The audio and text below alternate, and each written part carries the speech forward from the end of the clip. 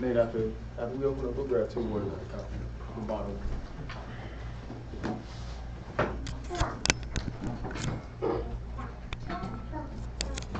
Our Father which art in heaven. Our Father which art in heaven. Hallowed be thy name. Hallowed be thy name. Thy kingdom come. Thy kingdom come. Thy will be done. Thy will be done. In earth. In earth. As it is in heaven. As it is in heaven. Give us this day our daily bread. Give us this day our daily bread. And forgive us our debts. And forgive us our debts. As we forgive our debtors. As we forgive our debtors. And lead us not into temptation. And lead us not into temptation. But deliver us from evil. But deliver us from evil. For thine is the kingdom. For thine is the kingdom. And the power. And the power. And the glory. And the glory. Forever. Forever. Praise the Lord. Praise the Lord. For he is good. For he is good. And his mercy endures forever. And his mercy endures forever. Praise the Lord God of Israel. Praise the Lord God of Israel. For he is good. For he is good. And his mercy endures forever. And his mercy endures forever. In Jesus' name we pray. In Jesus' name we pray. The Holy One of Israel. The Holy One of Israel. The King of Kings. The King of Kings. And Lord of Lords. Lord of Lords. The one true God. The one true God. And there is no other. There is no other. Amen. Amen. My son, attend unto my wisdom, and bow thine ear to my understanding, that thou mayest regard discretion, and that thy lips may keep knowledge. For the lips of a strange woman drop as an honeycomb, and her mouth is smoother than oil, but her end is bitter as wormwood, sharp as a two-edged sword. Her feet go down to death, her steps take hold on hell. Lest thou shouldest ponder the path of life, her ways are movable, that thou canst not know them. Hear me now, therefore, O ye children, and depart not from the words of my mouth. Remove thy way from her, and come not nigh the door of her house.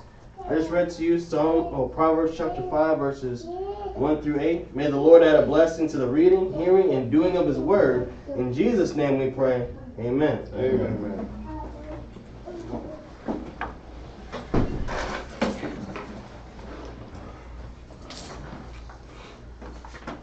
I'd like to say peace and happy Sabbath to everybody that's here today. Try it again. Like to say peace and happy Sabbath to everybody that's here today. Happy Sabbath. Y'all was ready coming to church. Yes, definitely a blessing to be here once again down in Jacksonville, be able to come and fellowship with you all down here.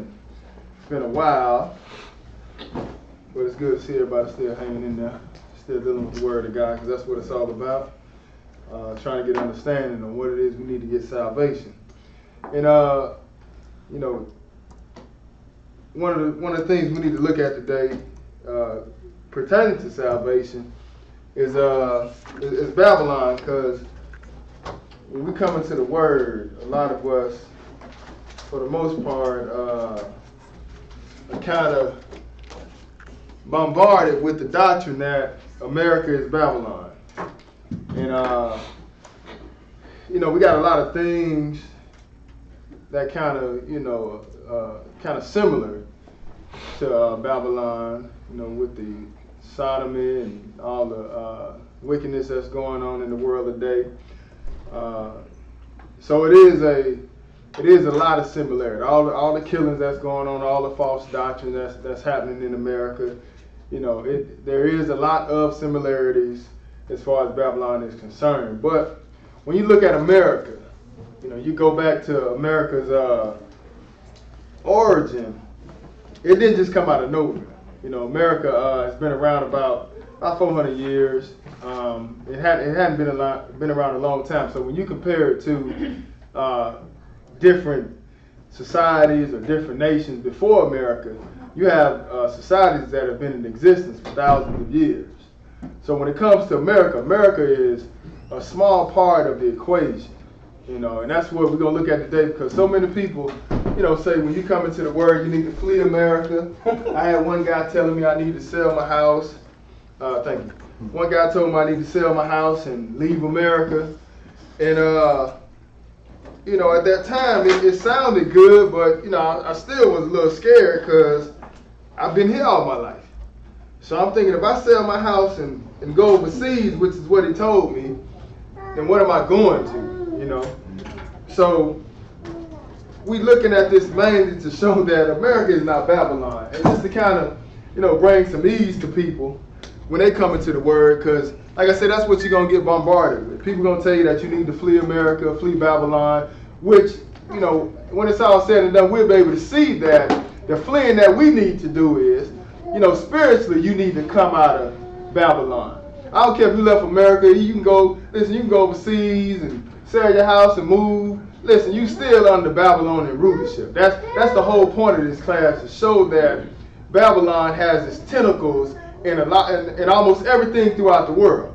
America is just a leaf on the switch when you look at it.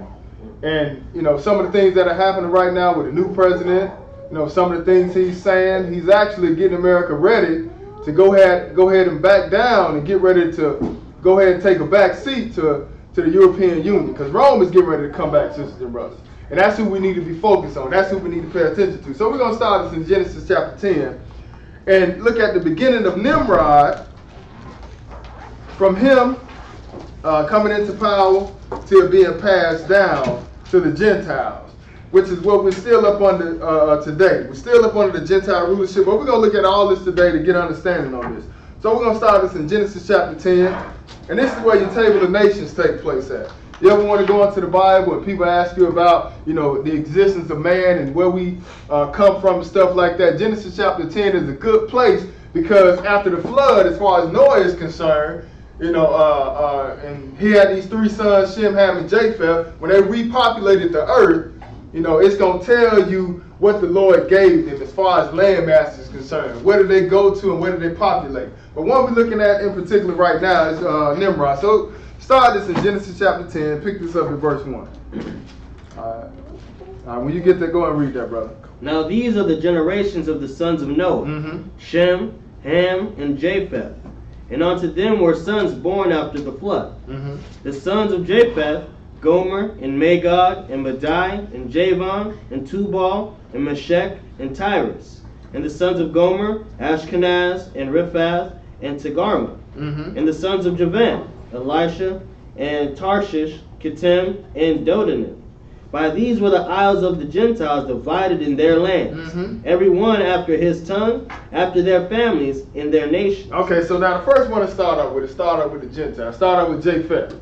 All right. So, you know, we all came from churches for the most part, especially Negroes. Came from churches, you know, and even if you ain't a Negro, you might have came from a church that made you think that if you ain't a Jew, you're a Gentile. But that's one thing we definitely, you know, beat down with, is that we Gentiles. You know, you can be in the church all your life serving God and you still being told you're a Gentile based on you not being a Jew. But that ain't what this guy has anything to do with, because you look at Jew in itself, you know, originates from the tribe of Judah, you see. So that's where that come from. They just cut it short, and, you know, instead of them saying Judah, they just call it the Jew. But that's one tribe out of 12 tribes. All right? But when we get to Gentile, the actual Gentile, it comes out of the seed of Japheth. All right? And these will be your Europeans today, your Asians over in Russia, you know, your Chinese, your Europeans. These make up your Gentiles, all right? And God gave them a particular landmass where they actually dwell at. You know, years ago, when He gave this to Noah and Shem and Ham and Japheth, when He gave them their landmass, everybody went to their specific locations that He gave them. And for the most part, everybody's still there. For the most part. Y'all know what happened to us. We got scattered, though, because of our disobedience. All right, but He said the sons of Japheth, Gomer, Magog, and Madai, Javan. Javan, you looked that up, I think it means Greece. But it says in Tubal and Meshech and Tyrus, the sons of Gomer, Ashkenaz. Y'all heard about Ashkenazi Jews, right? See, they Gentiles. They come out of Japheth.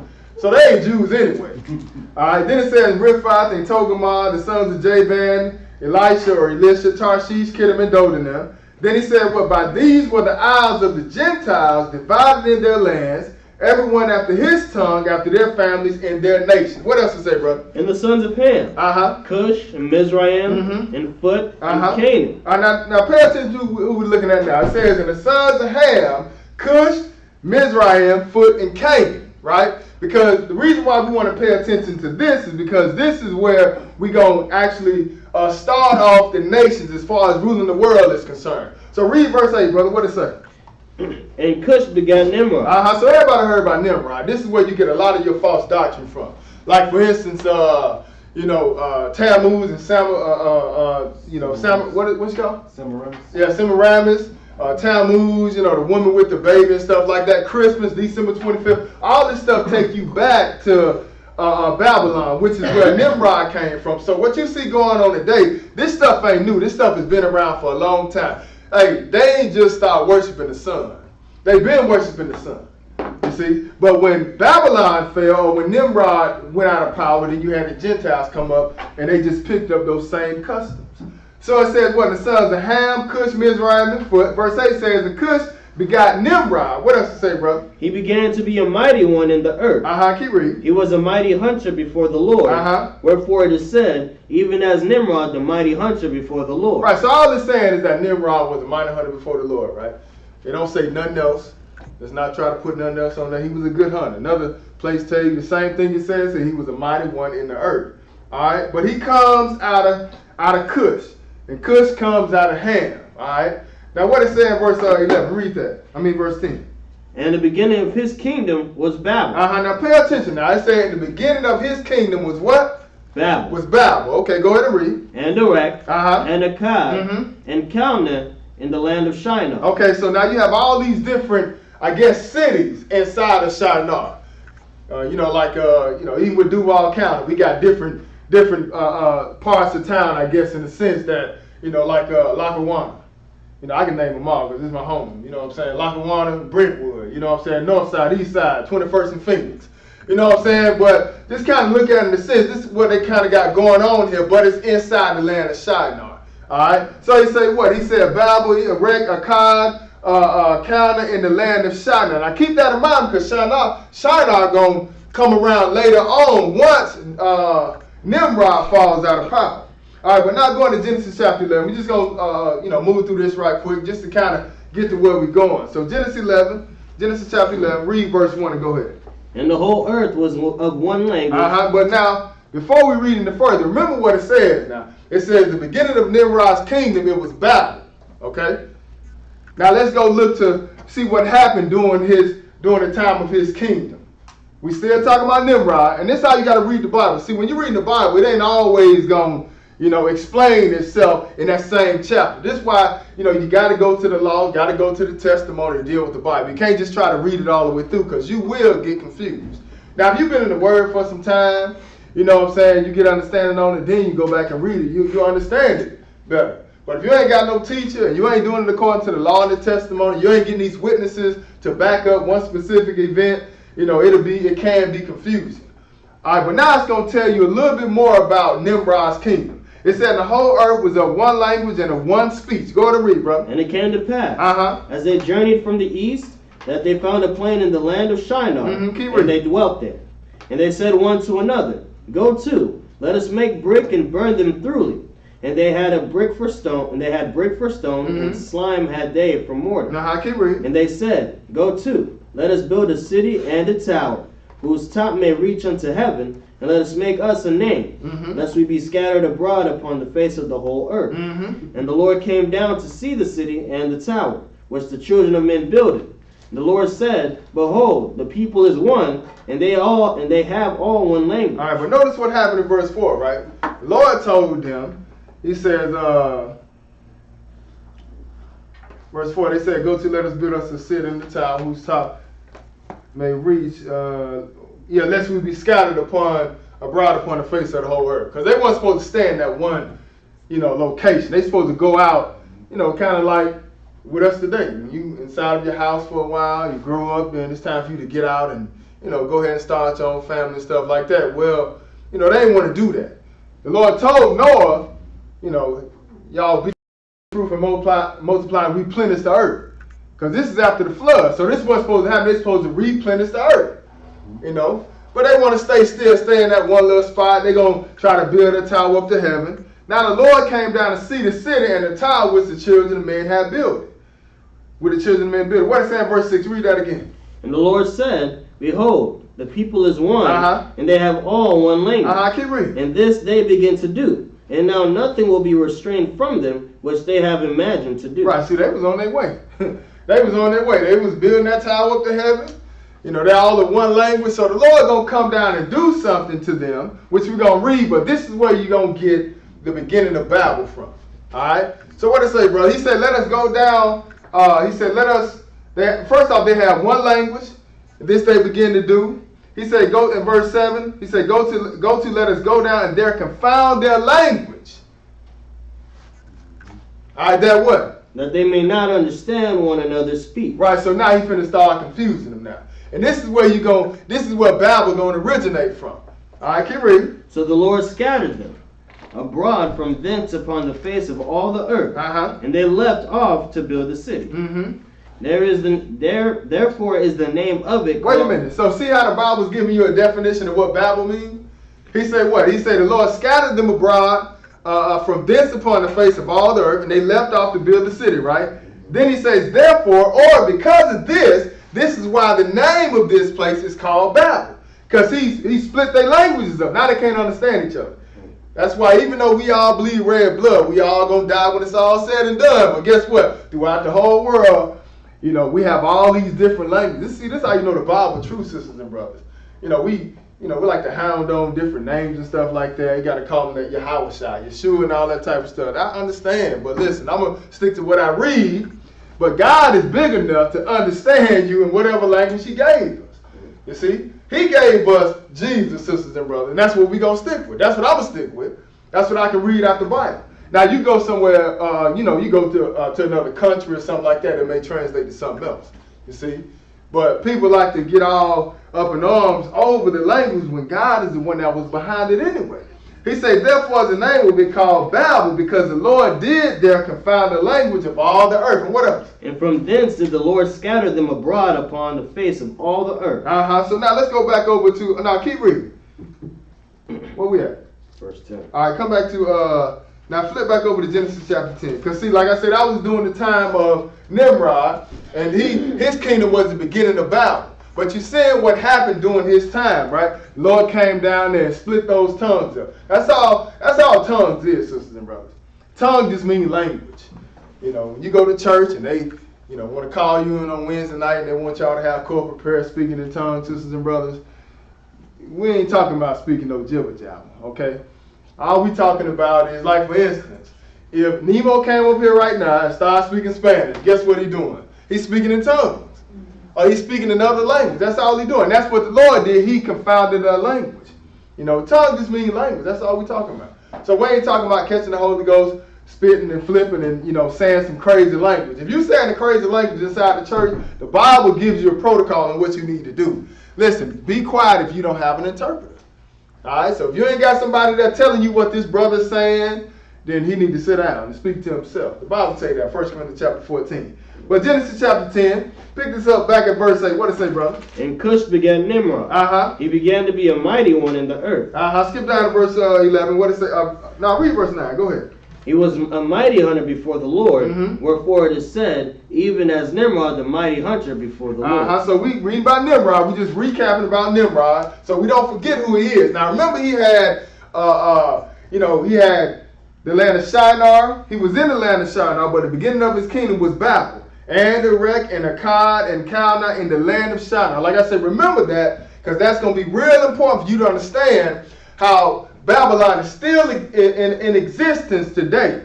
All right, read verse 11. What does it say, brother? Out of that land went forth Asher, and builded Nineveh, and the city of Rehoboth, and Calah, and Resen between Nineveh and Calah. Keep reading. The same is a great city. Now, we still looking at Cush's. We still looking at Ham's seed, though. All right.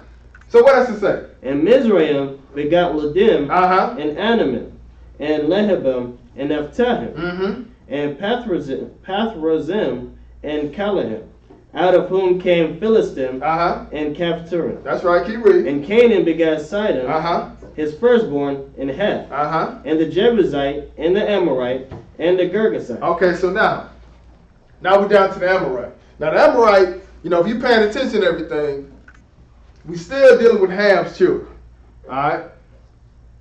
But it's going to come a time where, Israel going to get all, first off, the Lord going to talk to Abraham, which we're going to go look at right now. But they're going to get into, going to bondage. And let's see who they're under, because, Nimrod, he was in power for a while, and then Israel gonna come up. So let's look at that. But just keep in mind, this Amorite, he comes out of Ham. That's why I say when you want to find out about the genealogy of different people in the Bible, you go back to Genesis 10. It'll break it down real good. Even Chronicles, it'll back it up. It may go a little bit more in depth. You know what I'm saying? But this right here gonna give you the basic idea of these sons. And the one we're looking at right now is this Amorite, because a lot of people like to say, we've been in captivity 400 years in America. Like next year 1619. Next year 2019. Actually it's supposed to be our time for us to be set free. Well, no, that's not how it works, sisters and brothers.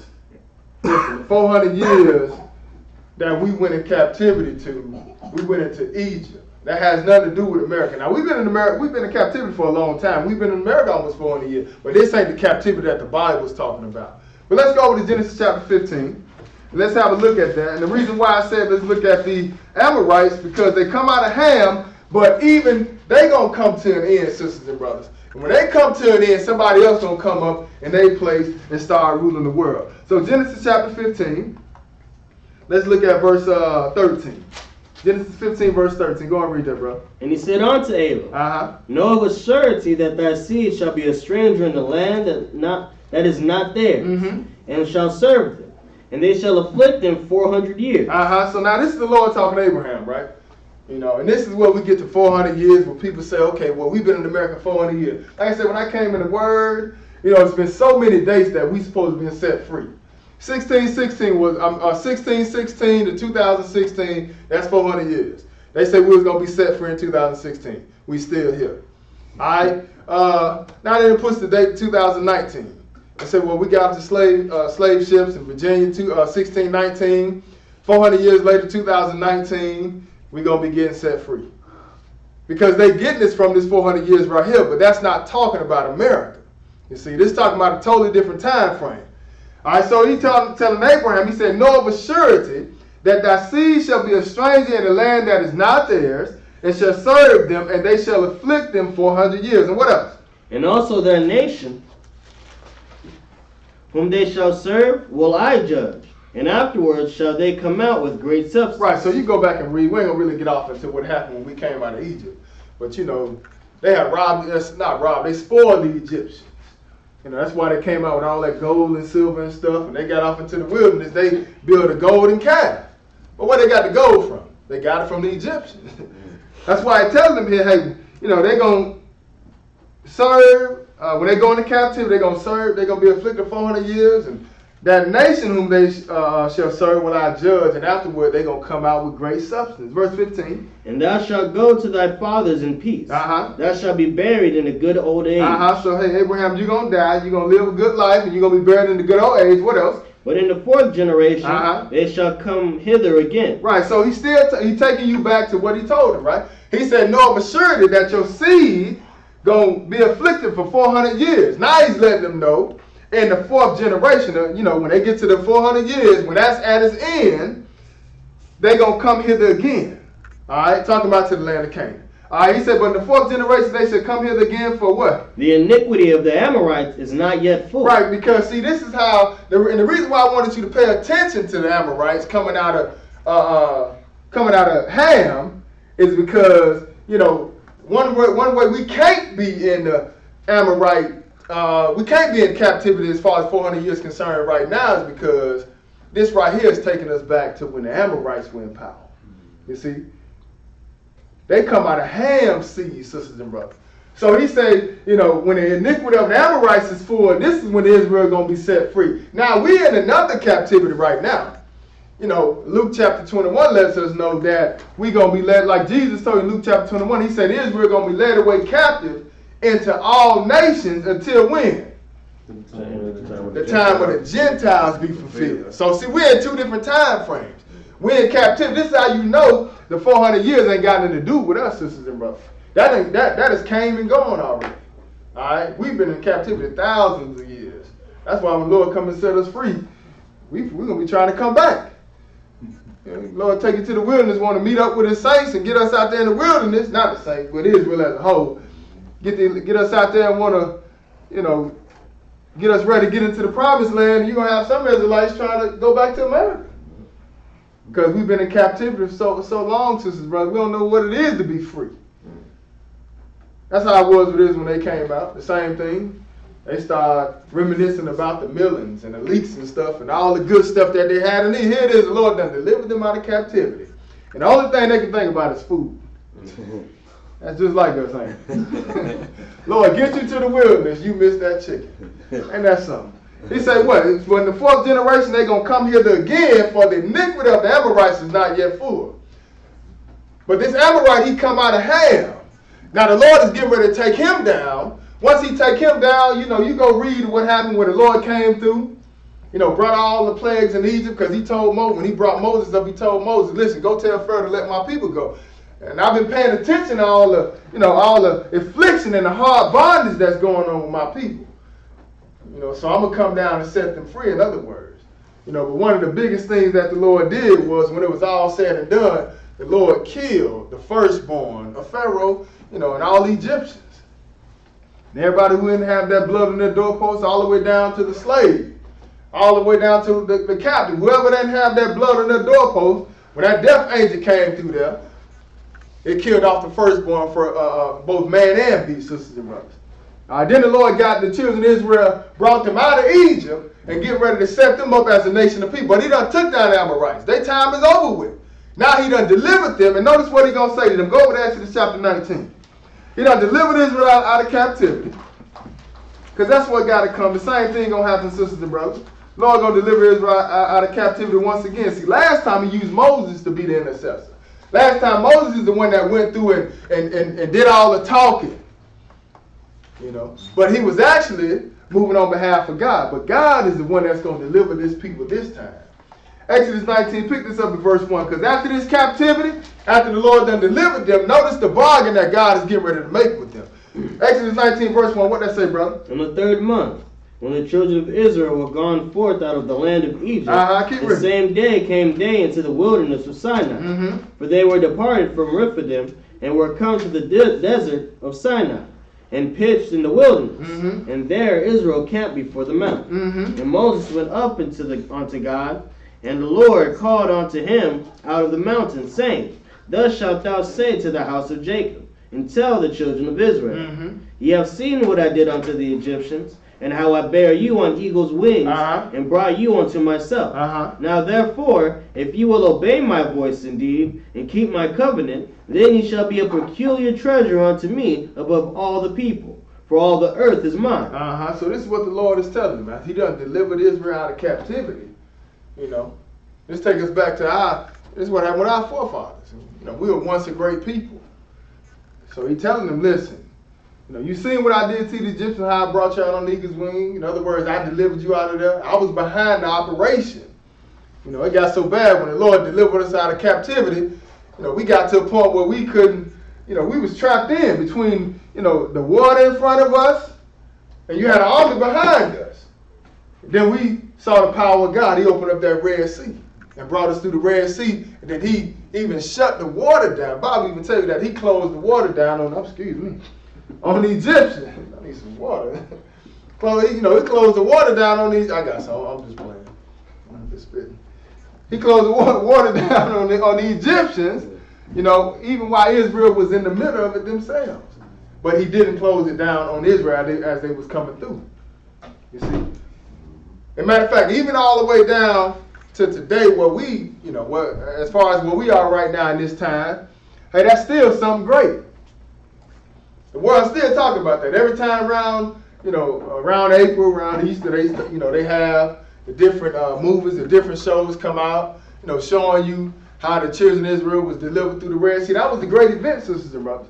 You know, but God was behind it. But this is what the Lord is saying. You seen what I did unto the Egyptians, how I bare you on eagle's wings and brought you unto myself. See, that's what was going on. That's what you have to pay attention to. The Lord also married the children of Israel, sisters and brothers. So before he brought us into that covenant, listen, it's like he showed us all his power.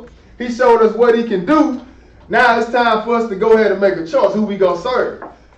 You know, it's like a man dating a woman. You know, he gonna do everything he can to wine her and dine her. and then kind of get her, to believe in him. And once she believe in him, then he go and pop the question. Then she more likely she gonna say, yeah, if that brother done did everything he's supposed to do to wine and dine her. Now showed, hey, I can take care of you. I got this, I got that. Hey, well, this is what the Lord is saying. You seen what I did, how I came through that, and I took down the Egyptians, and I brought you into myself. And what he said in verse 6? And ye shall be unto me a kingdom of priests, Keep reading. and an holy nation. These are the words which thou shalt speak unto the children of Israel. That's right. But he said, listen, in verse 5, he say, if you will obey my voice indeed and keep my covenant, then you shall be a peculiar treasure unto me above all people, for all the earth is mine. So, us being a peculiar treasure, us being a holy people, right, it was based on something, right? Like, that's why I like to tell you, man, we serve a God of condition. You can't just do anything you want to do, right? But there's an opposite end to that. If you don't do what he say, then there's going to be some trouble coming behind us, which is what's going on with us today, sisters and brothers. We ain't been obeying the Lord. Now we paying for it. But he said, if you will keep my obey my voice indeed, keep my covenant, then you shall be a peculiar treasure unto me above all people, for all the earth is mine. Then he said, you're going to be unto me a kingdom of priests and a holy nation. This is what the Lord is saying to the children of Israel after he delivered them out of captivity. These are the words that thou speaking to the children of Israel. And this is what happened, sisters and brothers. Lord brought us out of captivity. And after a while, we finally got into the promised land. We walked in the wilderness 40 years, sisters and brothers. And, Lord killed off our fathers being disobedient. The ones that he didn't kill off, everybody under 20 besides Joshua and Caleb, he brought them to the promised land. Then we was in the promised land, as a holy people, we had holy laws, sisters and brothers, that we're supposed to live by. And that behavior of being obedient to God would have kept us in the land. We had kings also. We didn't need no king. That's why you go in the book of Samuel, you see that the Lord was, telling Samuel, hey, listen, ain't no sense in you being upset, Samuel, because they're not rejecting you. It's me they rejecting. See, we had our king. Jesus is our king. That's why I like to tell people, don't be getting all up in arms over Trump. Don't be trying to worship Obama, because, listen, that ain't our king. Our king is Jesus. That's the one that's going to come back and set his kingdom up, and he going to have a people that, that he going to be married to. But that's our king, sisters and brothers. But we want to get a king like everybody else. We didn't have to have another king. We had a king, but we look at all the other nations that was around us, and we want to be like them. So because of that, now the Lord brought up Saul. Then once he brought Saul up, then David came up. Then Solomon came up. Then you had all the other kings came up behind them, sisters and brothers. But now we done got down to the point where we done disobeyed God, and God is now at the point where he getting ready to bargain with us. He finna bargain with us so much so to the fact that if we can just keep the Sabbath, that he'll keep us in the land. Go look at Jeremiah chapter 17. Jeremiah chapter 17. Because we tasted good. We was good as a nation of people. We don't just know slavery, but for the most part, that's what we do know, though. That ain't all we know. But for the ones in this generation and our existence, hey, that's all we've seen. But we do come from a good line now. Our father's one of the wisest men in our bloodline is Solomon. Look at David. So we do come from a good family, but we just got to the point where we just pissed the Lord off, and hey, he had to deal with it. So Jeremiah 17, read verse 19. What does it say, brother? I'm sleeping.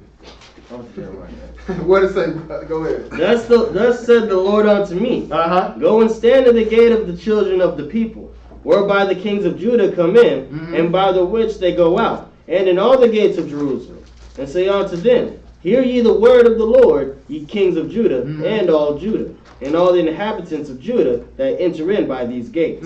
Thus saith the Lord, Take heed to yourselves, and bear no burden on the Sabbath day, nor bring it in by the gates of Jerusalem. Neither carry forth the burden out of your houses on the Sabbath day. Now this is some things that besides, reading Exodus chapter 20 and Leviticus where 23 about the Sabbath, you can see, just going throughout the Bible, there's other ways or other things that are included as far as what the Lord tell you, you're going to rest on the seventh day and do no work. Well, these are some other things that are included. He said, thus saith the Lord, take heed to yourself. This is what the Lord telling Jeremiah to tell the people of Israel as they come into the gates. He said, thus saith the Lord, take heed to yourself, and bear no burden on the Sabbath day, nor bring it in by the gates of Jerusalem. That's why I understand, listen, we got different things we deal with. All of us do. But you got 6 days to deal with that, right? When they get down to the Sabbath, they let all that stuff go. So he said, take heed to yourselves and bear no burden on the Sabbath day, nor bring it in by the gates of Jerusalem. What else? Neither carry forth the burden out of your houses on the Sabbath leave all day. that stuff at the house, man. When you come to church, you know, this, like I say, you know, like brother told me, this is like our little heaven. Come to church should be number peace going on. You know, but you got 6 days to deal with whatever issue, you know, you got, leave, hey, but when you come to church, leave all that stuff at the house, man. You know, coming to the Sabbath day, you shouldn't be worried about it. I understand life is tough, but don't make that cause you not to come and keep the Sabbath, because it's a commandment. But what he said, have a holy convocation. So you're supposed to do that, right? So he said, neither carry forth the burden out of your houses on the Sabbath day, neither do ye any work, but do what? Well, hallow ye the Sabbath day, as I commanded your father. Right, so he said, listen, hallow the Sabbath day, as I commanded your father. This is very important, sisters and brothers. This is why I tell brothers, you know, I understand we may have some issues going on, and we may be dealing with stuff, and life just tough. You know, you feel like you in this thing by yourself sometimes. But keep the Sabbath day. Now, I don't care how much you're going through, keep the Sabbath day, sisters and brothers. You know, you can understand dealing with the Bible that God has a level of importance when it comes to the Sabbath day. You go back to Exodus 20, look at his commandments. What's the first thing he say besides dealing with him as a God and how to serve him? The first thing come out of his mouth, as far as the things we're supposed to do, he started off with what? Remember the Sabbath day, right? Not thou shalt not kill, not honor your mother and your father, right? He said what? Remember the Sabbath day. That's very important. That's what you need to do, because listen, when you come to church and you remember the Sabbath day like the Lord told you, then hey, you're going to learn about thou shalt not kill. You're going to learn about thou shalt not commit adultery. You're going to learn thou shalt not covet thy neighbor's house and his wife and all that type of stuff. You know, so this is why it's important for you to keep the Sabbath day. So much that God put it, you know, made it one of the first things he proclaimed when he gave us those 10 commandments. He said, remember the Sabbath day. Evidently, he knew they was going to forget it. That's why he said, remember it. How you forget the 7th day of the week, man? It's clear. You got it on your phone, you got it on the calendar. The first S is what? You got Sunday, Monday, Tuesday, Wednesday. The first S is Sunday, the last S is Saturday. Somehow or another, we still forget that. So he said, remember the Sabbath day. So now he said what? But they obeyed not, 23. Neither inclined their ear, but made their neck stiff, that they might not hear nor receive instruction. Right, so he's taking it back to our Father. He said they didn't want to hear. They didn't want to listen. He said they made their neck stiff, that they might not hear nor receive instruction. What else? And it shall come to pass, if you diligently hearken unto me, saith the Lord, to bring in no burden through the gates of this city on the Sabbath day, but hallow the Sabbath day, to do no work therein. Then shall there enter into the gates of this city kings and princes sitting upon the throne of David. So now pay attention now. We at the point now where we done dropped the ball. Israel as a nation, we done dropped the ball. Alright? We're in our lane. But we done messed up. So God is at the point where he getting ready to give us one more chance. And the chance that he's giving us is just keep the Sabbath. Like you're already dropping the ball. Yeah, you're already full of sin. But just keep the Sabbath. See, if you keep the Sabbath, we got something to work with. You understand? That's like if you know we got like a line. We got something that's gonna rein us in other words. You know, like you put the reins on, or you put the bits in the horse's mouth, like you talk about in James. Well, you got something to guide them with, right? But that's like with us. We got the Sabbath. You know, you feel like you may be going off a little bit to the left or to the right. You got that Sabbath. It's gonna pull you back in. Well, that's what's going on with Israel. Hey, they're at the point right now where the Lord, like, listen, just keep the Sabbath, man. We can work. We can make something happen. If you just hold on to the Sabbath day, we can kind of fix this. Because the Lord didn't want us to go into captivity, sisters and brothers. But we done got to the point where we couldn't do nothing. We couldn't obey what he said. But, you know, hey, this is what's getting ready to happen to us. He said they obeyed not, neither inclined their ear, but made their neck stiff, that they might not hear nor receive instruction. Talking about our fathers. So he's, letting us know, listen, don't do like your fathers did. He says it's going to come to pass if you diligently hearken to me, saith the Lord, to bring in no burden through the gates of this city on the Sabbath day, but hallow the Sabbath day to do no work therein. Then what's going to happen? Then shall there enter into the gates of this city kings and princes sitting upon the throne of David. Oh, listen, man. Listen what God is saying. If you just do what I said, we're going to have kings and princes sitting on the throne of David coming in with chariots. Sitting upon the throne of David, coming in through the city system. Bro. All we got to do is keep it safe. Like I say, we at the point right now, we done already bucked the system. But God is listening. He at the point, he's just trying to, give us one more shot before he allowed this king to come and take us into captivity. So you got to understand, he said we're going to be a holy people, right? But you just pay attention. In order for us to be a holy people, we got a land that's attached to us also. And that's Jerusalem. See, Jerusalem is a holy city, sister, bro. That's where the Lord going to come and dwell from. He's going to come dwell from Jerusalem. But you had a holy city and you had a holy people. If the people ain't holy, guess what got to happen? They got to get out of here. Now, we understand these people over there today, sisters and brothers, but hey, the Lord said when he come back in Joel chapter 3, he's going to deal with them for what they're doing over there in his land. That's a holy land, sisters and brothers. But the holy people, out of anybody, should have been setting an example for the world. So we didn't, and the Lord get ready to take us out. But if you do what I tell you to do, then shall they enter into the gates of this city kings and princes, sitting upon the throne of David, riding in chariots and on horses, they and what else? And their princes, keep reading. the men of Judah, and the inhabitants of Jerusalem, and the city shall remain forever. Wait a minute, he's saying the city going to remain how long? Forever. Forever, if you just keep the Sabbath. If you just keep the Sabbath, the city going to remain forever. Y'all ain't got to worry about going off into captivity. God is this is the last straw.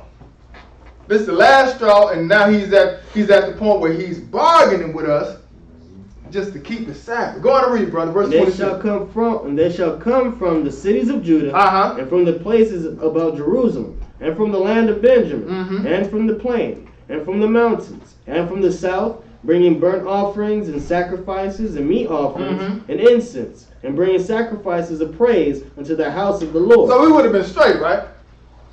I mean, it would have just been Israel. It would have been other nationalities in there with us. But it started with Israel. That's why I tell you in Romans, to the Jew first, to the Gentile. So it would have started with us first, sisters and brothers. Because that's all that the Lord wanted. Remember, he said you're going to be a kingdom of priests. So we, God's priests, guess what we doing? We set an example for the whole world. But if we don't, what he said in verse 27. But if ye will not hearken unto me, to hallow the Sabbath day, and not to bear a burden, even entering in at the gates of Jerusalem on the Sabbath day. Now pay attention now. Pay attention. He told us all the good stuff that was going to happen to us if we kept the Sabbath, right? Like I told you, we serve a God of conditions. Now he's telling us the other side of what's going to happen. We're going to be good, man. We do what he say. But if you don't hearken to what he say, what's going to happen? What it say, brother? Then will I kindle a fire in the gates thereof. Oh, I'm finna bring some destruction. He said, I'm going to kindle a fire in the gates thereof. And what else? And it shall devour the palaces of Jerusalem, and it shall not be quenched. And ain't nobody going to be able to put it out. I'm going to tear Jerusalem down. That's what the Lord said was going to happen to us if we didn't keep the Sabbath. So, of course, we made the Lord mad. And let's see what happened. Go on to Jeremiah chapter 25. Jeremiah 25. It's sad, it's sad that it got to come down to just keeping the Sabbath. And then we look down the line, thousands of years later, it's still the same thing. We have a problem with what? We got a problem with the same exact thing. Keeping the Sabbath day, sisters and brothers. The very thing that's going to start off your walk as far as receiving salvation is concerned is the very thing that Satan is hitting at. You want to keep the Sabbath day. You want to come to church on Saturday. Don't nobody want to hire you because you want to keep the Sabbath. You know that got to come from Satan. God told you to remember the Sabbath day, right? But Satan say, well, we just going to remember the first day. That ain't the Sabbath day. And it can't be every day either. Because remember, Sabbath is a day of rest. So if it's every day, that means we're resting every day, right? You ain't gonna never get no work done. We're going to starve to death. So don't listen to that preacher be like every day, any day is a Sabbath. That's an any day lie.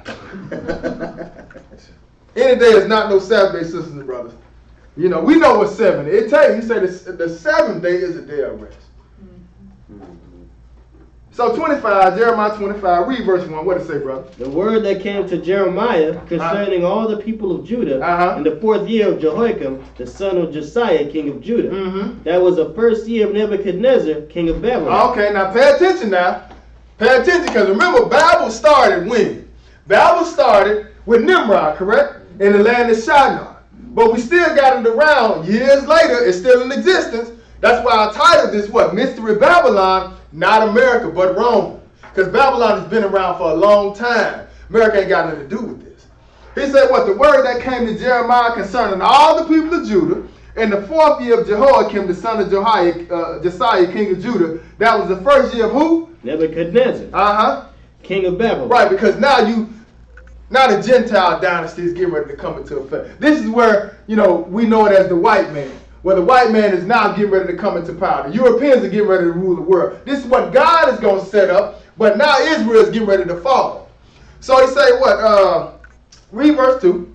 The which Jeremiah the prophet spake unto all the people of Judah and to all the inhabitants of Jerusalem, saying, from the 13th year of Josiah the son of Ammon, king of Judah, even unto this day, that is the 23rd year, the word of the Lord hath come unto me, and I have spoken unto you, rising early and speaking, but ye have not hearkened. Right, so he give you a time. He say what? He say it's almost like he been preaching for 10 years.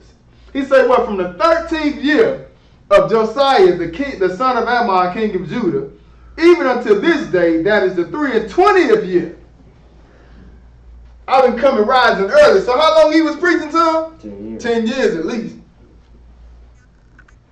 So that's why you can't really be giving up on family and friends. I think over time you get wise about how you do it. But hey, he said, I've been coming to y'all 10 years, man. Then on top of that, he said what? He said, rising early and speaking, but ye have not hearkened. So no matter what, I've been coming to y'all, warning y'all, letting y'all know what y'all need to do, but you still ain't listening. Verse 4, what does it say, brother? The Lord has sent unto you all his servants, the prophets, rising early and sending them. Keep reading. But ye have not hearkened, nor inclined your ear to hear. All right, that sounds just like today, Sounds just like today. Ain't nothing changed. Skip down to verse 9 and read that, brother. Behold, I will send and take all the families of the north, saith the Lord, and Nebuchadnezzar, the king of Babylon, my servant, and will bring them against this land. Wait a minute.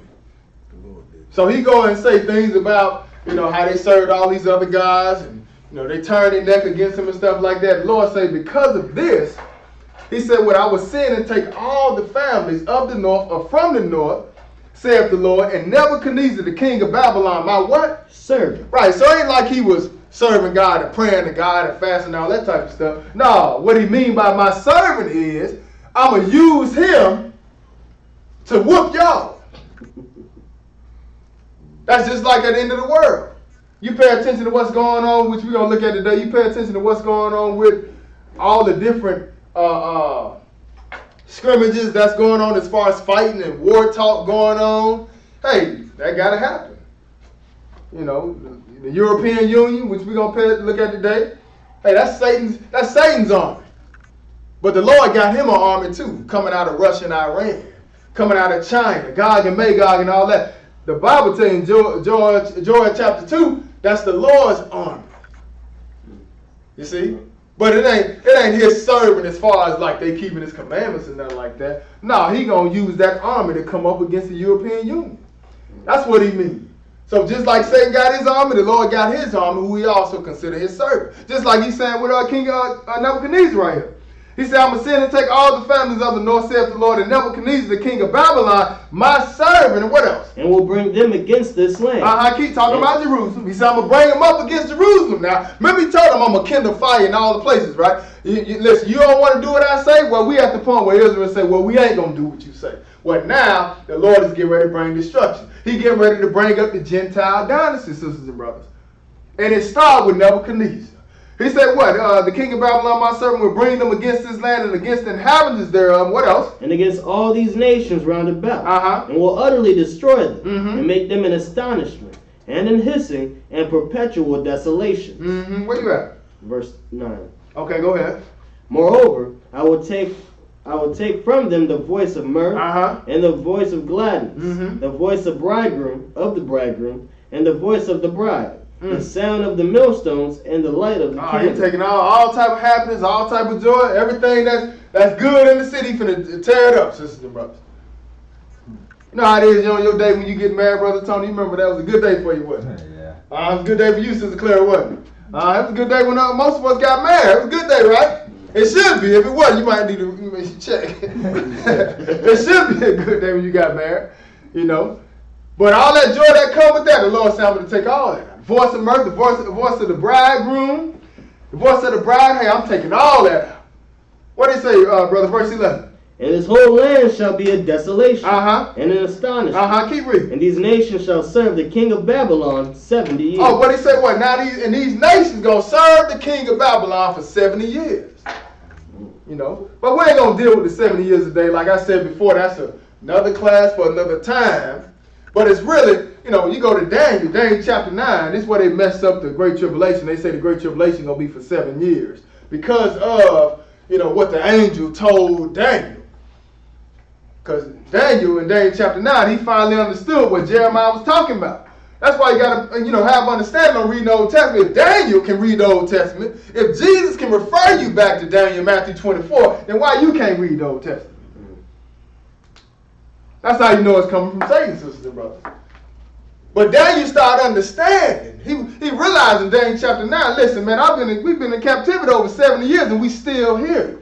What's the problem, Lord? The Lord was letting them know, well, listen, your family, Israel, finna go into captivity for a long time. It's actually going to be 490 years. And it's going to stop at a certain point until the Lord returns. And this is what this is really talking about. Daniel understood that in Daniel chapter 9. But like I say, that's another class for another time. But he said, what? This whole land shall be a desolation and an astonishment, and these nations shall serve the king of Babylon 70 years. All right, so they're going to be in rulership for a long time. We ain't talking about just 70 years. Like, you know, that we know, or 10, 20, 30, 40. No, we talking about 70 prophetic years. All right? So it's going to be longer than when we think. In other words, it's going to be all the way to the Lord returning. The Lord get back, and the Gentile dynasty going to be up. All right? So now let's go a little further. Go over to Jeremiah chapter 27. Let's see what he gave to Nebuchadnezzar when he came up. Because see, I hear all the different arguments. I hear all the different conversations. You know, I listen to some of these radio stations and stuff. I go back and forth between them all to see what type of... I go to black talk radio. I go listen to white talk radio. And I just listen to what all they be saying. I just shake my head out of all of them because they ain't got no sense. They have no understanding. And especially Israel. You know, because Israel, we're supposed to be the priest of God. We're supposed to be preaching to the world. But we consistently putting our faith in man. And that ain't where our answer coming from. That's why I'm doing a class next week in Atlanta called God, the Black Man's Problem. Because, you know, I listen to these radios, we always be wondering why we going through this, why we catching all this here. It's because of God. That's what our problem is. We need to turn back to God. And until we figure that out, we ain't going to never get out this situation. But Jeremiah chapter 27, the reason I say that because we trying to come together, put black dollars together. You know, people say we need to spend black dollars. We need to go into the black community to spend. Listen, we ain't got nothing. Listen, hey, it ain't like I'm being racist toward my own. I'm black myself, man. Come on, I got my own landscaping company. We still ain't got nothing. Let's just stop lying to each other. That's what they be doing. We need to come together. We need to put our money together and do this. No, we need to turn back to God and keep the commandments. That's what we need to do. Our help don't come from money. You go to another place in the Bible, Deuteronomy 28. What it say? He say, you're gonna be blessed in the city, blessed in the field, right? Your basket gonna be blessed, your store gonna be blessed, and everything that your crops and everything you put up, it's just gonna be overflowing. You don't do what I say, you ain't gonna have nothing. That's why I'm telling you, man, you black dollars ain't gonna help, man. You go look in some of these black neighborhoods and you see some brothers open up some stores. They may last for a while. They ain't keeping the commandments. Eventually, they start shutting down. You know, even with us keeping the commandments, it's still hard out here for us because our problem is with God. Now, he make the situation a little bit better when you come into the Word of God, He'll make things a little bit lighter for you as an Israelite. But for the most part, listen, as a whole, we struggling, sisters and brothers. And it's all because we disobeyed God. But now, He's finna bring Nebuchadnezzar. It ain't got nothing to do with the white man. That's what people don't understand. God would sit behind the scene and give the white man power to whoop Israel, to get you in line. That's why I be telling people, stop thinking you came over to America to have a party. That ain't what this is about. We came into captivity. When you go to jail to party. You walk over there with some champagne, party over here, party over here. Do you go to jail like that? You go in there with your head down like, man, I got to change.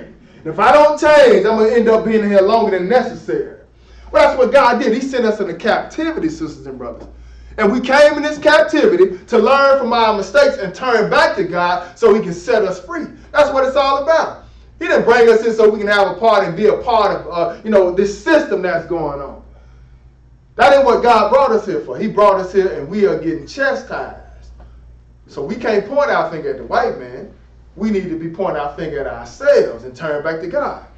But what it say? Jeremiah 27 verse 1. What it say, brother? Go ahead. In the beginning of the reign of Jehoiakim, the son of Josiah, king of Judah, came this word unto Jeremiah from the Lord, saying, Thus saith the Lord to me, make thee bonds and yokes, and put them upon thy neck.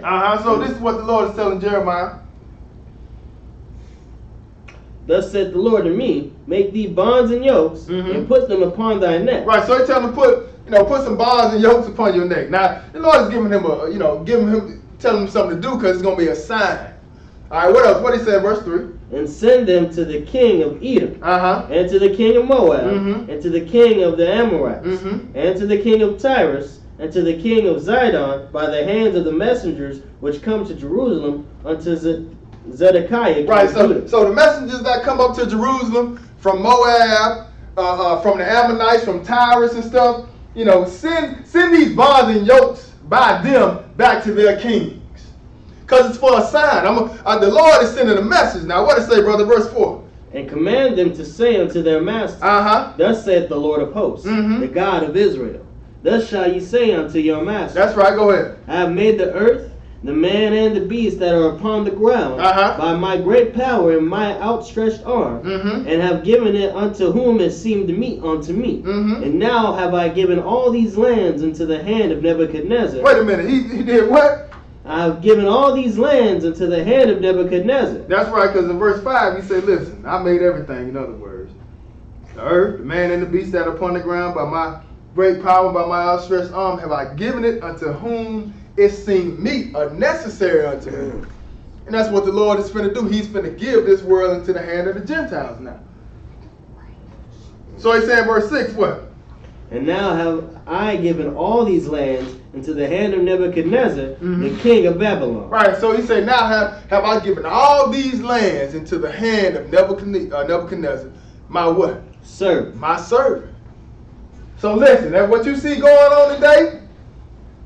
Like I say, everybody want to come against the white man because they mad. Listen, God put him in power.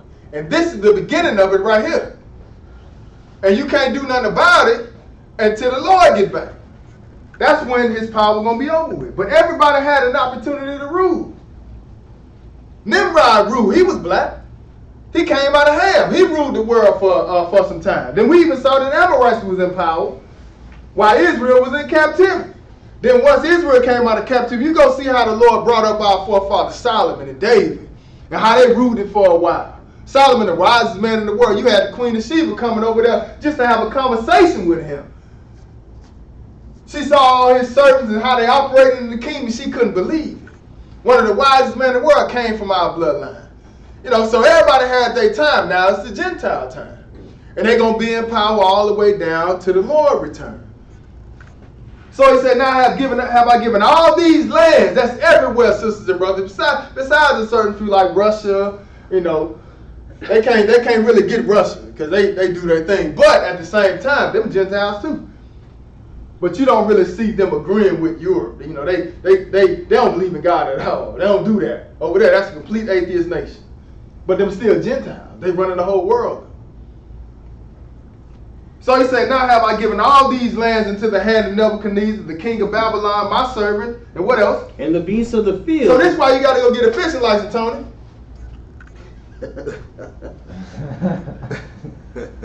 He say what? He say, and the beasts of the field.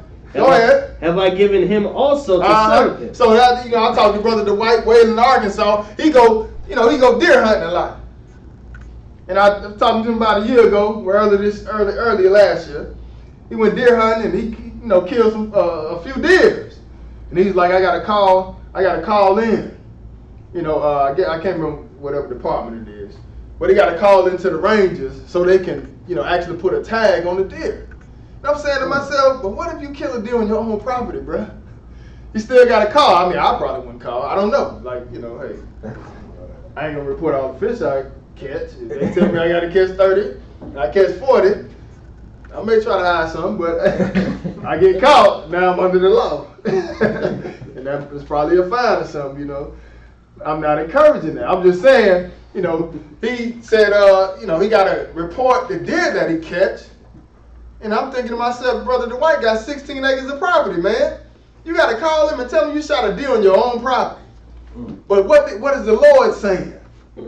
He says, what in the beasts of the field have I given him also to serve him. So he run everything, sisters and brothers. I even got a dog in my house. They keep telling me I need to register. I'm not registering my dog. It's pit bull. I hope they don't hear this on film, but I'm in Jacksonville. But the point is, I got everybody. It's at my dad's house, But the point is that they want you to register everything. Why? Because the Lord said He gave it to them, sisters and brothers. I understand it. I don't try to beat the system. I just preach the gospel like He tells us to do. That's what He told us. He said, "What? Go ye therefore, teach all nations, baptizing them in the name of the Father, Son, and Holy." That's our job. I can't worry about trying to take him down. When the Lord get back, the Lord going to deal with all the nations for what they've done in Israel, sisters and brothers. Until that time, He's given them the world. Who else? What is saying, verse 7? And all nations shall serve him. And his son, and his son's son. Right, so listen. Nebuchadnezzar dead, but he still got a bloodline going on. Mm-hmm. You see that? He said what? And all nations, not just Israel. He said all nations going to serve him. And his son and his son's son. See, it's deeper than black dollars. It's way deeper than that. The Lord done put this man in power. It behooves us to just, submit to the order. Because in Romans chapter 13, it lets you know what the powers that be are set up by God. So ain't no sense in us going out here in the streets and saying, the Lord gonna kill a white man. Eat him, you gonna die. First off, the white man ain't even eat him. That's wrong. Second off, that ain't your job to go out there and try to take it upon yourself to deal with them. Your job as a priest of God is to be a servant of God and show them how we supposed to live, and God will take care of the rest. That's why He tell you, he that is without sin, let him cast the first stone. And if Israel wouldn't have dropped the ball, we wouldn't be in this predicament in the first place, right? Mm-hmm. We saw where He tried to ball. He said, just keep the Sabbath. That's all. You can't keep the Sabbath. Evidently, you can't, so you got to go into America now. I'm going to send you all over the world because you can't keep the Sabbath day. So that's what the real issue is right there. Let's stop playing and let's admit it like an alcoholic. I'm an alcoholic. I like to drink. My name is Nate and I get drunk. Now we can fix it, right? We can deal with that as long as we admit it, right? Well, we got to admit our faults.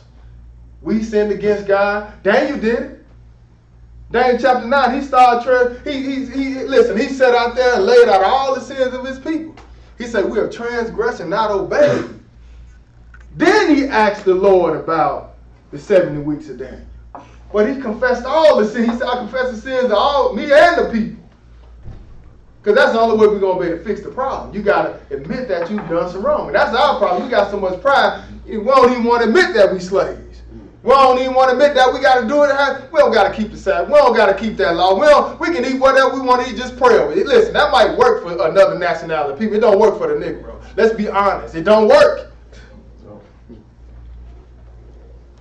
So he said, all nations shall serve him and his son and his son's son until when? Until the very time of this land comes. That's right, because listen, that's what happened with the time of the Amorites. Amorites had a time that they was going to rule. Israel was going to be in captivity for a while. Once their time came up, guess what? The Lord delivered Israel out of captivity. Now the Gentiles in rulership, and they're going to be in rulership until the very time of his land come. When that's over with, then that's when the Lord going to come and get Israel out of this situation. What else he say? And then many nations and great kings shall serve themselves of him. And it shall come to pass that the nation and kingdom which will not serve the same Nebuchadnezzar, the king of Babylon. But why is Babylon still here though? I thought Babylon was just with Nimrod. Why is Babylon still going on, sisters and brothers? It's still here. It just means confusion, but it's still around way after Nimrod. See, it started way with Nimrod, sisters and brothers. And it's just being passed out. That's why the Bible calls it Mystery Babylon. See, we think it's just over here in America. No, listen, it go way beyond the seas of America. America just came into existence. Babylon has been around for a long time, sisters and brothers. And Babylon is on the rise. But it says it's going to come to pass that the nation and kingdom which would not serve the same Nebuchadnezzar, the king of Babylon, what else? And that will not put their neck under the yoke of the king of Babylon. Right, so if you decide to say, I'm not going to do what listen, he ain't going to be my king. I ain't serving the king of Babylon. Lord said, if you decide not to do it, what he say? That nation will I punish. So the Lord going to get you on the back end. Try not to do what the Lord set him up as the king of the world. He set him up and gave him rulership, gave it into the hands of the Gentiles. You decide not to serve him, or Nebuchadnezzar, he said, I'm going to punish you. Saith the Lord, what else? With the sword, and with the famine, and with the pestilence, until I have consumed them by his hand. Right, so you can't get out of it though. But now let's go into Daniel chapter 1. Because see, everybody's up under the rulership of Nebuchadnezzar, but for us, guess what? The Lord has taken us into captivity now.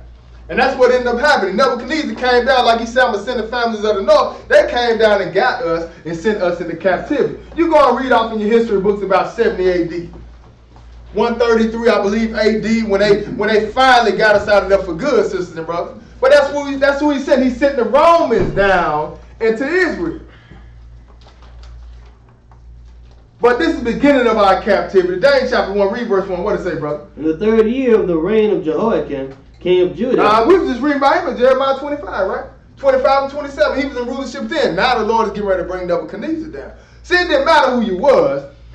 It didn't matter how much power you had. Listen, when a nation fell, all of us fell. I don't care if you was a king, I don't care if you was a queen. It didn't matter. Prince, whatever. All of y'all fallen. Jehoiakim was a king. It said, what, the 30th of the reign of Jehoiakim, king of Judah, came who? Nebuchadnezzar, king of Babylon, onto Jerusalem and besieged it. That's right. So it didn't matter what the Lord did. Verse 2.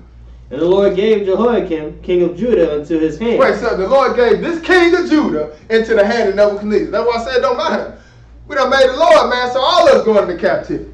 He said the Lord gave Jehoiakim, king of Judah, into his hand with what? With part of the vessels of the house of God. Keep reading. Which he carried into the land of Shinar. Wait a minute, which he carried where? Into the land of Shinar. Now remember, Shinar came up in Genesis, right? Because it still exists. See, it was a particular location on the map where Babylon actually set. You see? So he said what? Nebuchadnezzar came down, he took part of the vessels, which is what the Lord, listen, the Lord's still mad about that. That's why when he get back, you go read Joel chapter 2, Joel chapter 3 in your own time. The Lord is still going to get them, not only for his heritage, but for the vessels that they took. Because all that stuff was considered holy. So he said the Lord gave Jehoiakim, king of Judah, into his hand with part of the vessels of the house of God, which he carried into the land of Shinar to what? To the house of his God. To the house of his God. What else? And he brought the vessels into the treasure house of his God. See, the Lord didn't like that, though. You hear this, you're going to take the true and living God stuff and bring it into your false God house. The Lord wasn't pleased with that. But the location where he took them, he took them in the Shinar. All right, so now let's go a little further. Let's go into Daniel chapter 7. Daniel chapter 7.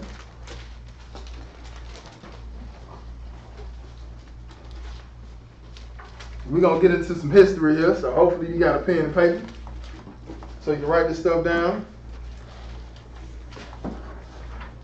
Daniel chapter 7.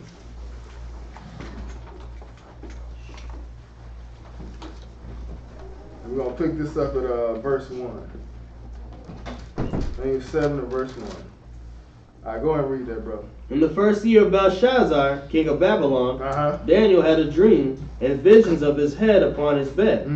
Then he wrote the dream and told the sum of the matter.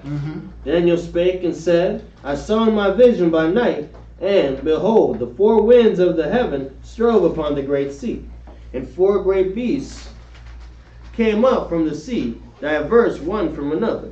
The first was like a lion, and had eagle's wings. I beheld till the wings thereof were plucked, and it was lifted up from the earth, and made stand upon the feet as a man, and a man's heart was given to it. All right, so now, what it's talking about right here, it says, we're going to take this slow, because I want to make sure I understand it. It said, four great beasts came up from the sea, diverse one from another. The first was like a lion and had eagle's wings, right? I beheld till the wings there were plucked, and it was lifted up from the earth, and made stand upon the feet as a man, and a man's heart was given to it. And this is talking about Nebuchadnezzar, because one day Nebuchadnezzar came out and looked at Babylon, and he took credit for, all the stuff that was going on in Babylon as far as how great it became. Nebuchadnezzar said, I did all this, in other words. So what the Lord did was, he humbled him, sent him off into the wilderness for 7 years like a beast. Let his hair grow, nails grow, just like an animal. And then when the Lord brought him back, then he understood who God was.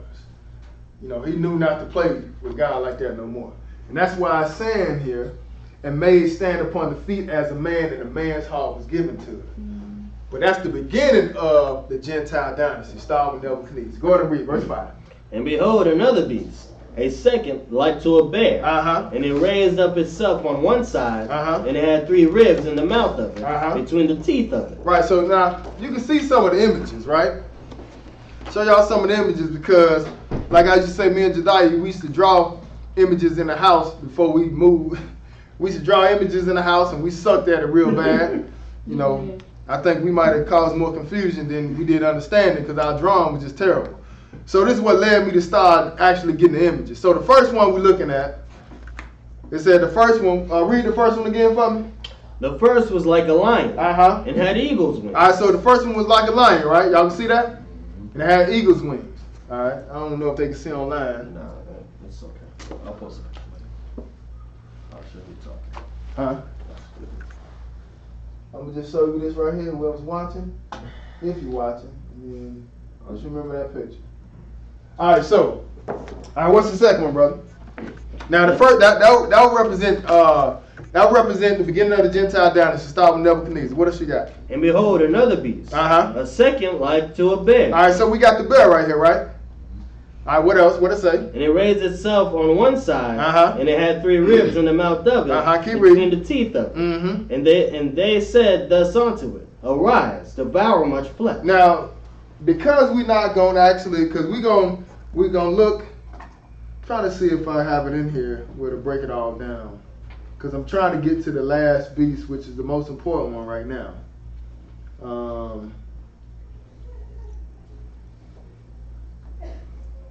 Yeah, he's not going to explain it. So I'll tell you what to say. I'll tell you what it is. So the second beast right here, the first one starts the Gentile dynasty. That would be Nebuchadnezzar. The next one would be the Medo-Persian Empire. All right, that would be considered Russia and Iran. So even today, when you look at, you may hear all the talk about, Iran this and Iran that, weapons of mass destruction and stuff like that, and everybody want to try to jump Iran. It's not gonna happen. It ain't gonna happen. If you touch Iran, you got to touch Russia. Now they're not gonna. Eventually, we gonna get in. They're gonna get into it, but we're not right now. It ain't time right now. You may have a little skirmish or something like that, but the big one ain't gonna start off until the end. All right. So what you got? What's the next beast, brother? After this I beheld, and lo, another, like a leopard. So now we got this next one like a leopard, right? All right, what it say, brother? Which had upon the back of it 4 wings of a fowl. Right, so it got 4 wings of a fowl on the back of it. What else? The beast had also 4 heads, and dominion was given to it. All right, but now notice what it says here. It said the beast also had 4 heads. Now you got 1, 2, 3, 4. Now this beast right here like a leopard, it got 4 heads. Now the reason why this has 4 heads because there was like no succession as far as starting off with rulership is concerned. Like for instance, This fourth beast, this third beast right here, is a representation of the Greek Empire. Most of us learned about that in school, right? About the Greek, y'all heard of Alexander the Great, right? All right, so you can see that too. I know if you've seen it before, right? Mm-hmm. Okay. All right, so most of us heard about Alexander the Great. All right. So what happened with him, by him not living long enough to have his kingdom continue on, or not having any seed to pass it down to, his generals, which were under him, they just split the kingdom up. All right, and it split off into 4 different ways. All right, and this is why it has 4 heads. So if you pay attention to what we got 1 here, right? We got 2 here, and these 4 heads make what? 2 plus 4 is what? 6. Y'all gotta be. He's at They doubting that. It's 6. It's 6. It's 6. All right, so what's the last one, brother? So we got 6 heads so far. It's still all the Gentile dynasty, all right? Go ahead, brother. After this I saw in the night visions, and behold, a 4th beast, dreadful and terrible. Now notice we get down to this last one, right? It looks more like a dinosaur, but it's still a beast to us, all right? Because we ain't never seen nothing like this before, you know what I'm saying? So he said what? He said, behold, a 4th beast, right? Dreadful and terrible. What else? And strong exceeding. Keep reading. And it had great iron teeth. Right, but notice now, it didn't give it any, it didn't liken it to any animal, though. You see? This here going to be a little bit more dangerous, and it's going to, get you a whole lot more, or it's going to be more concerned about your death, really, as opposed to them worrying about you dying physically. See, when these other nations came in, they came in, taking things by one, stuff like that, which is what they're going to do, but they got something else on their agenda. All right? So he's a little bit more, he's worse than the rest of these beasts right here. All right, what else you got, brother? It devoured and brake in pieces, and stamped the residue with the feet of it. And it was diverse from all the beasts that were before it. Right, now notice what it says, though. It says it was diverse from all the beasts that were before it. And what else? And it had 10 horns. Right, it had 10 horns. Now look at it, see? It got 10 horns, right? Now sometimes in the Bible when you see horns, it's a representation of kings, all right? That's what horns mean sometimes in the Bible. But it said, and it had 10 horns, right? And we're going to look at that. But what it say? Keep reading. I considered the horn. Skip down to verse, read that. I'm sorry, verse 8. And behold, there came up among them another little horn, before whom there were 3 of the first horns plucked up by the root. Now pay attention. What's happening here? Daniel is showing you something prophetic, right? So he said, I considered the horns. He's considering those 10 horns right there, right? But he said, but another little horn came up, right? So in other words, these, you got these 10 horns right here. Then you got another little horn. Just say it's over here in the background somewhere. He said, but another little horn came up. Now, the Bible is going to be very specific, or it points out this little horn because this little horn that's going to come up, he's not going to rule you like every other horn would or every other king would. See, this horn here has a different agenda. His agenda is to get you in your mind. You understand what I'm saying? Hey, he going to get you physically, but he want to get you in your mind first. If I get you in your mind, then everything else is just like a doormat. You're going to lay down. You see?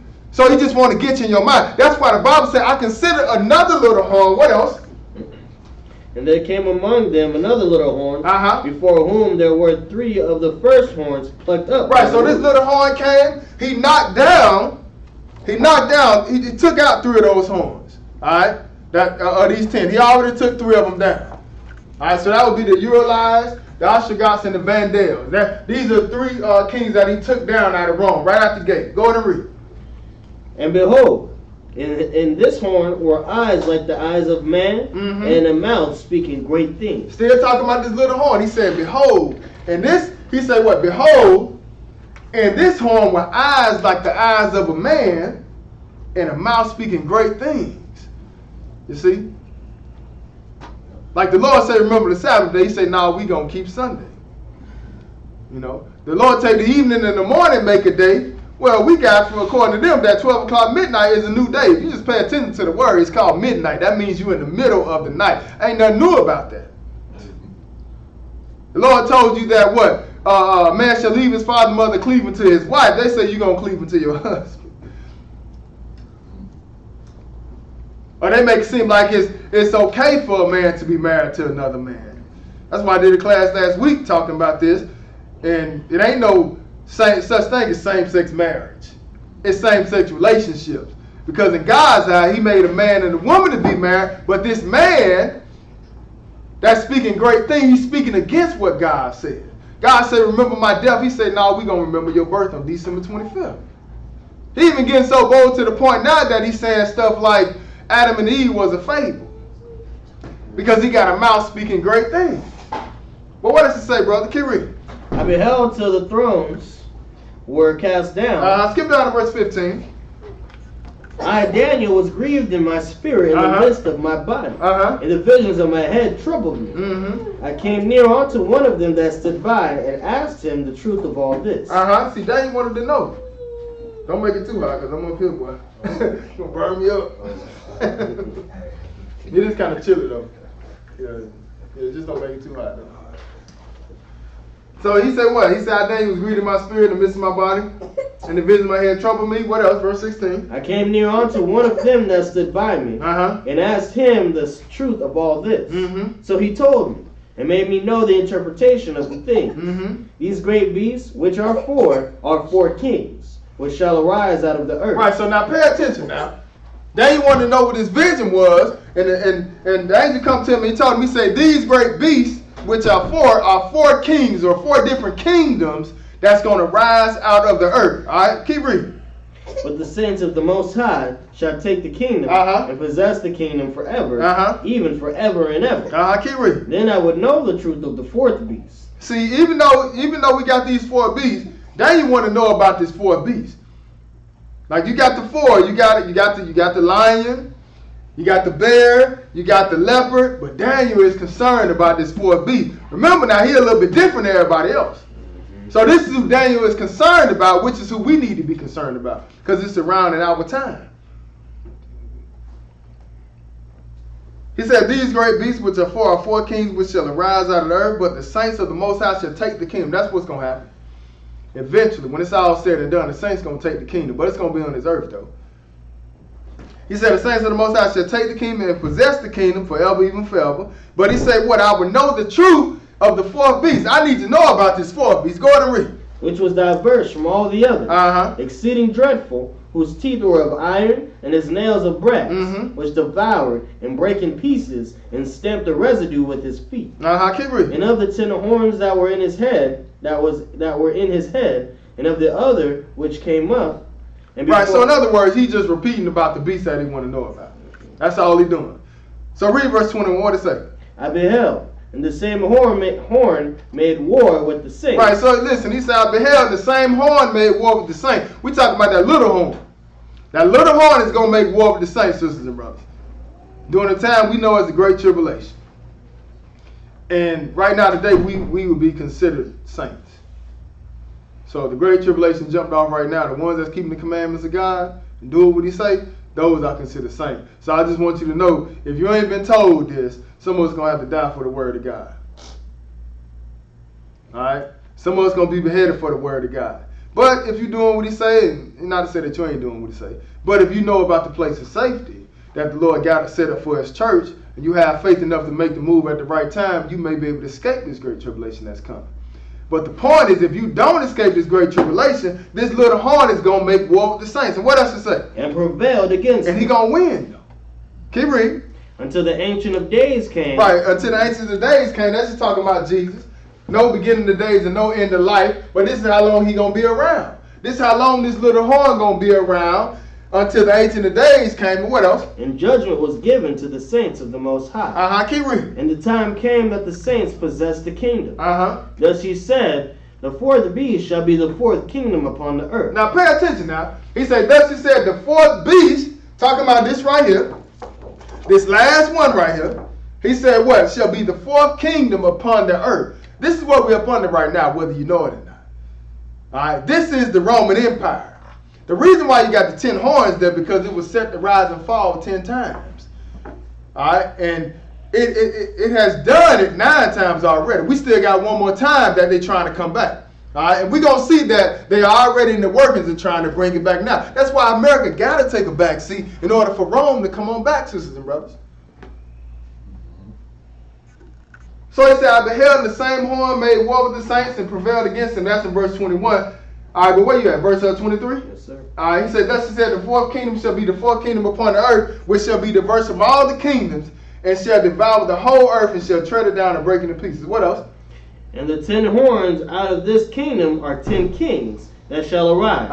And another shall arise after them. Right, now pay attention now, because that's what happened with happened with Rome. So far we got 9, right?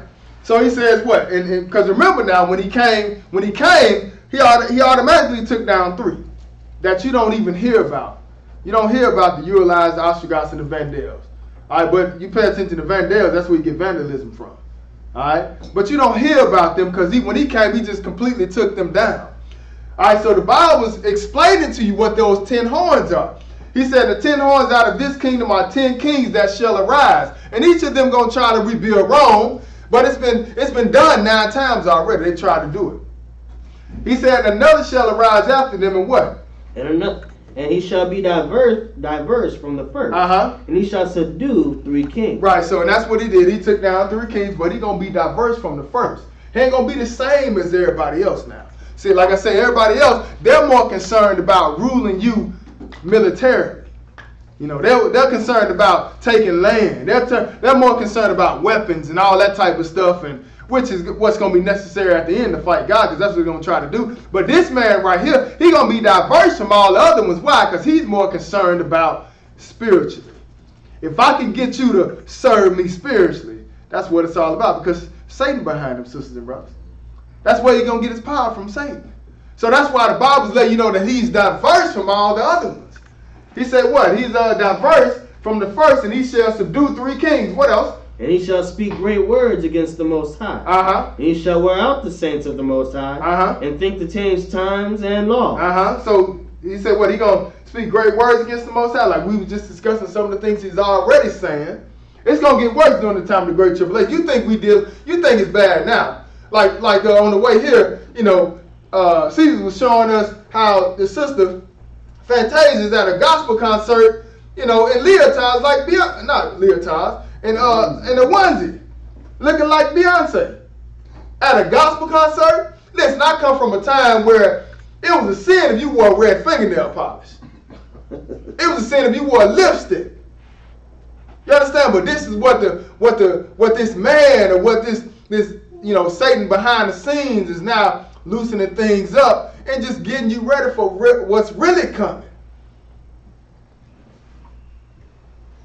He said he's going to speak great words against the Most High. Everything that's right in God's eyes, he's going to call it wrong.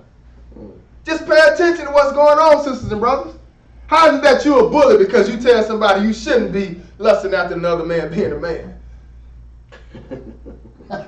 You understand what I'm saying? How your children going to get suspended from school because a child can point something out and say that ain't right, or call you what you is? You gay. And they say you bullying. No, I'm just calling that a fact. But this is where the world is going to, sisters, bro. We heading down a steep path right in the hell. He said, he gonna speak great words against the Most High, and shall wear out the saints of the Most High. Talking about the saints. This is who he gonna wear out. And he gonna think to do what? Change times and laws. Keep reading. And they shall be given into his hand. Who gonna be given into his hand? They. Who is that? The saints. The saints gonna be given into his hand. For how long? Until a time. That's 1 year. And times. A time is 2 years. So how many years we got so far? 3. We got 3 so far. Because don't let nobody tell you the Great Tribulation is 7 years. No, the Great Tribulation is 3.5 years. That's why it's saying here, they're going to be given into his hand until a time, that's 1 year, and times, that's 2 years, and what else? And the dividing of time. And that's 3.5 years. That's how long this man going to have power to rule the whole world. A quarter part of the world. He ain't going to be able to do no Russia. He going to provoke him, though. All right? But he said for 3.5 years, time, dividing time. Now going to Daniel chapter 2. Daniel chapter 2.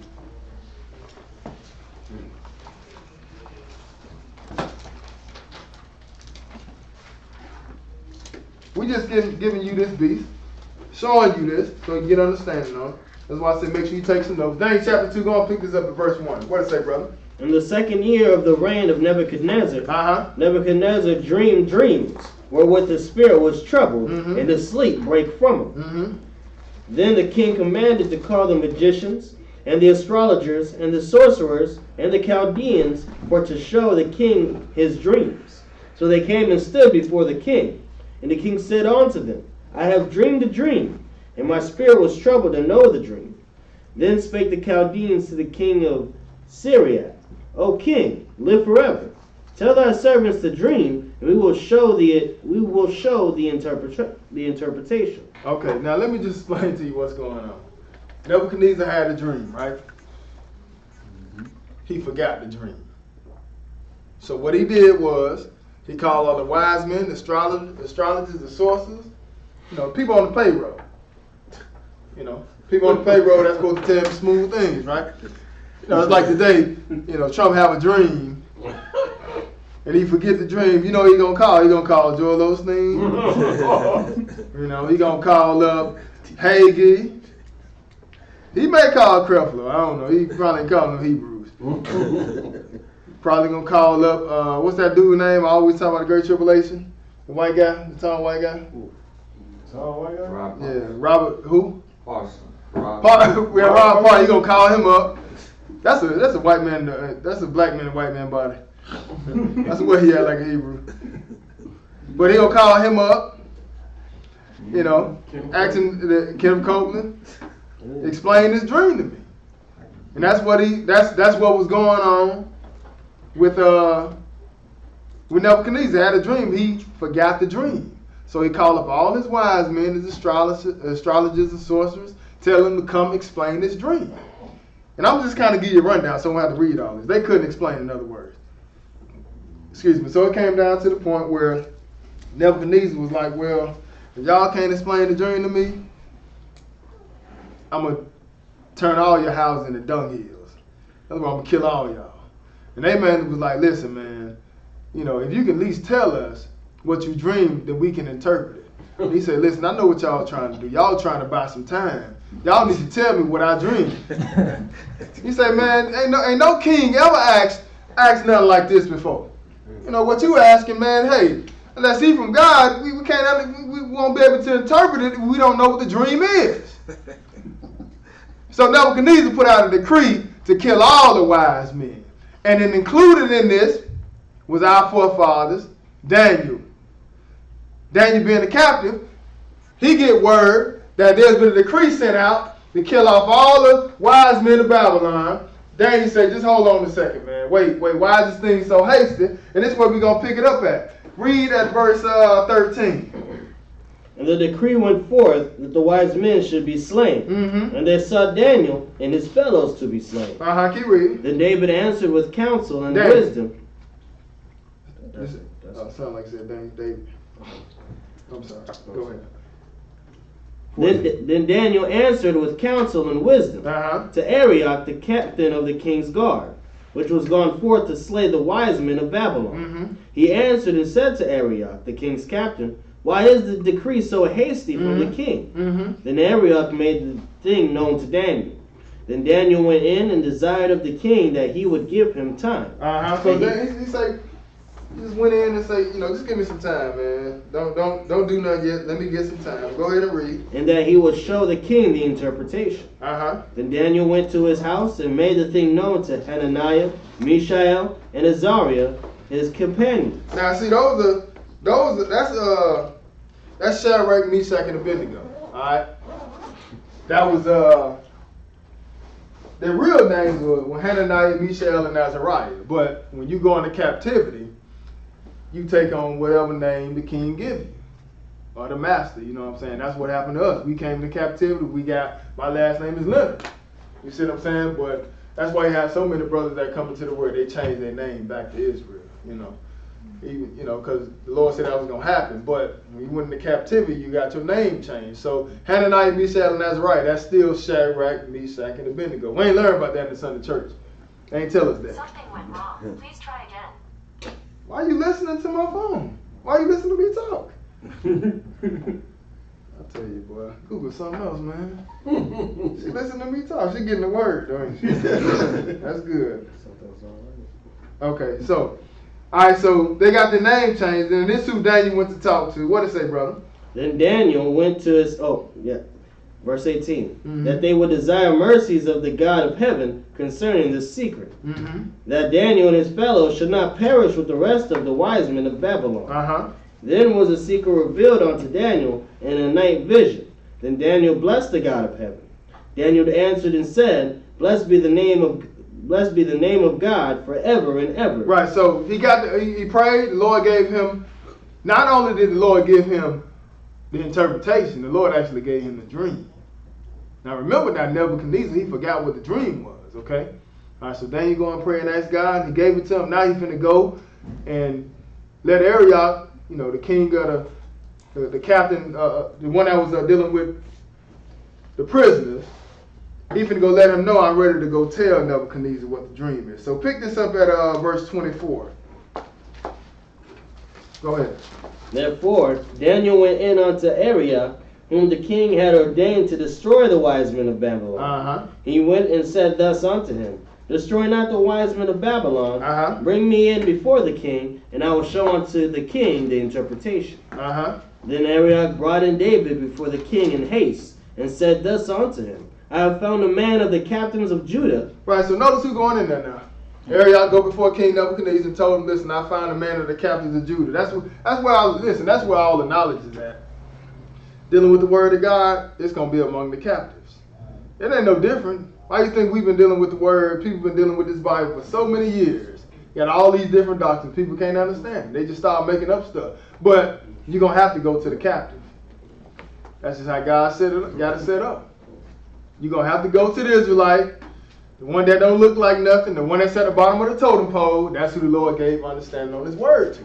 And you see that, hey, history ain't changing. It was like that with Joseph, wasn't it? Pharaoh had a dream. Who he had to go to? He had to go to Joseph. Where was Joseph? He's in jail. Nebuchadnezzar got a dream. He got to get some understanding. Who he go to? He go to Daniel, a captain. They want to get understanding on the word today. This word has been around for a long time. Want to get understanding on the word? Who you going to have to come to? You got to come to the captain. Because that's who the Lord set up to deliver his word. So he said, then Arioch brought in Daniel before the king in haste and said thus unto him, I found a man of the captains of Judah that will make known unto the king the interpretation. What else, brother? The king answered and said to Daniel, whose name was Belteshazzar. Because that's what Daniel's name was. He got his name changed also, and it was called Belteshazzar. Not Belshazzar. Belshazzar was Nebuchadnezzar's son or grandson. Belteshazzar was Daniel's other name. So the king answered and said to Daniel, whose name was Belteshazzar, art thou what? Able to make known unto me the dream which I have seen, and the interpretation thereof? Keep reading. Daniel answered in the presence of the king and said, The secret which the king hath demanded cannot the wise men, the astrologers, the magicians, the soothsayers show unto the king. He said, listen, man, you them guys that you wanted to tell you the dream, they weren't going to be able to interpret this. They weren't going to be able to break this down for you. He said the secret which the king have demanded cannot the wise men, the astrologers, the magicians, the soothsayers show unto the king. Soothsayers. Even they existed. That's what's going to be going on tomorrow. You got a lot of soothsayers going to be in church. That's why people fill up these churches. A lot of soothsaying going on. I tell you, all they do is turn down the lights. Instead of R. Kelly coming out, you got Creflo coming out. Telling people what they want to hear. He just ain't singing. He just talking. People like that, boy. But it's been going on for a long time. But he told them, listen, they wouldn't be able to answer that. But there's a God in heaven that's going to reveal dreams. But skip down to verse 31. What they say, brother? Thou, O king, sawest, and behold, a great image. Now he's telling the king his dream. He said, Thou, O king, sawest, and behold, a great image. What? Whose brightness was excellent, stood before thee, and the form thereof was terrible. Keep reading. The image's head was of fine gold. Now pay attention now. He said the image's head was a what? Fine gold. A fine gold. Now keep reading. His breast and arms of silver. His breast and arms of silver, right? Go ahead. his belly and his thighs of brass. Keep reading. Now we got his belly and his thighs, right? So we're down to his belly, belly and his thighs right here, right? His brass. Go ahead. His legs of iron. Then his legs of iron. What else? And his feet, part of iron and part of clay. Y'all see it, right? His feet, part of iron, part of clay. But now pay attention, though. It's all together, though, right? It's all together. Go ahead and read. What else you got? Thou sawest till that a stone was cut out without hands, which smote the image upon his feet that were of iron and clay, and break them to pieces. Now pay attention. He said, thou sawest till the stone was cut out without hands, which smote the image upon his feet, right? That were of iron and clay, and break them into pieces. So there's going to be a stone that comes out, and it's going to break this image, hit this image on the feet. Not at the head, not at the chest, not at the breast and the thighs, but on his feet. All right? Now that's very important. Go ahead and read. Verse 35. Then was the iron, the clay, the brass, the silver, and the gold broken to pieces. Right, together. so this whole image now, he says it's going to be broken to pieces, and what else? And became like the chaff of the summer threshing floor. Right, so like almost broke down into fine wheat and getting swept away. Keep reading, brother. And the wind carried them away. Then no place was found for them. Right, so hey, this image, once it's all taken down, it won't be found no more. Now we're going to get to the interpretation of it. He said, what else? He said the wind carried them away, that no place is found for them. If you cold, Judas, you still can adjust it. I don't know, it just don't make it too hot. But if you need to adjust it, go ahead, bro. He said that no place is found for them, and the stone what? And the stone that smote the image became a great mountain and filled the whole earth. Right, so the stone that hit this image on the feet, that stone now became a great mountain and filled the whole earth, right? All right, so now let's get to the interpretation of it. What does it say, brother? This is the dream. And we will tell the interpretation thereof before the king. Thou, O king, art the king of kings. Now, we starting off with the interpretation of it, right? He said, thou king what? Or a king of kings. What y'all got that on over there? 74. 74? That's good. He said, thou king, art king of what? King. For the God of heaven hath given thee a kingdom, power, and strength, and glory. That's right, keep reading. And wheresoever the children of men dwell, the beasts of the field and the fowls. Now keep in mind, now this is Nebuchadnezzar. Early in Jeremiah, we saw that the Lord gave him all the beasts of the field, right? Let's see what else is included, because he talked. This is what Daniel is interpreting to him. All right, but if you pay attention, there's some other stuff included in his rulership. He said, whatsoever the children of men dwell, the beasts of the field, and what else? And the fowls of the heaven. And the fowls of the heaven. So the birds belong to them too.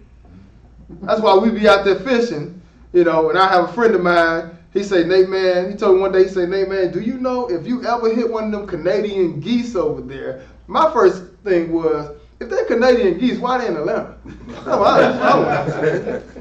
He said, man, you know if you hit one of them Canadian geese over there, man, you'll go to prison for that? I said, wow, they got more value in their life than I have on mine. But I understand why, though. He said, what? And wheresoever the children of men dwell, the beasts of the field and the fowls of the heaven hath he what? Given into thine hand. Keep reading. And hath made thee ruler over them all. Talking to Nebuchadnezzar, he said, I made them rule over them all. What did he say? Thou art this head of gold. Oh, so this is the beginning of the Gentile dynasty. He said, thou art this head of gold. Starting right here, right? That's where we start. Beginning of the Gentile dynasty. Go ahead and read. And after thee shall arise another kingdom, inferior to thee. Now pay attention. He said, after thee, right? Shall arise another kingdom after thee, inferior to thee. But if you pay attention to how it's done, I don't know if y'all, if any of y'all deal with gold and silver or watch the markets and stuff. When I was first before I came into the Word, I still got silver at the house. Because I came into the Word of God by way of the New World Order. You know what I'm saying? And what they tell you in the New World Order, well, eventually the dollar gonna crash. The dollar ain't backed by no gold and stuff like that. That's why I was having a conversation with a brother in Philly a few weeks ago, and he was talking about the New World Order stuff, and I told him things he like, oh man, I never heard of that. I was like, bruh, I was real crazy about this stuff. I even got some radiation pills in the house right now. You understand? I had gas masks, bruh. I was nuts, man. So brothers come up into the word, they be talking about new water. I just look at them like, bruh, just deal with the word, man. That's all you need to worry about, because I done been down that path. But, you know, I had the silver. I couldn't afford the gold, because the gold, just an ounce of gold, you know, back when I was heavy into it, sometimes it'll fluctuate from $9 to $1,200 to $1,300. Then you break it down to silver running $20 to $35. That's why I got it, because I could afford that. Couldn't afford no gold. But even the Bible is giving you an example of precious metals, you know, and not being as expensive as the worth the same amount as the other one.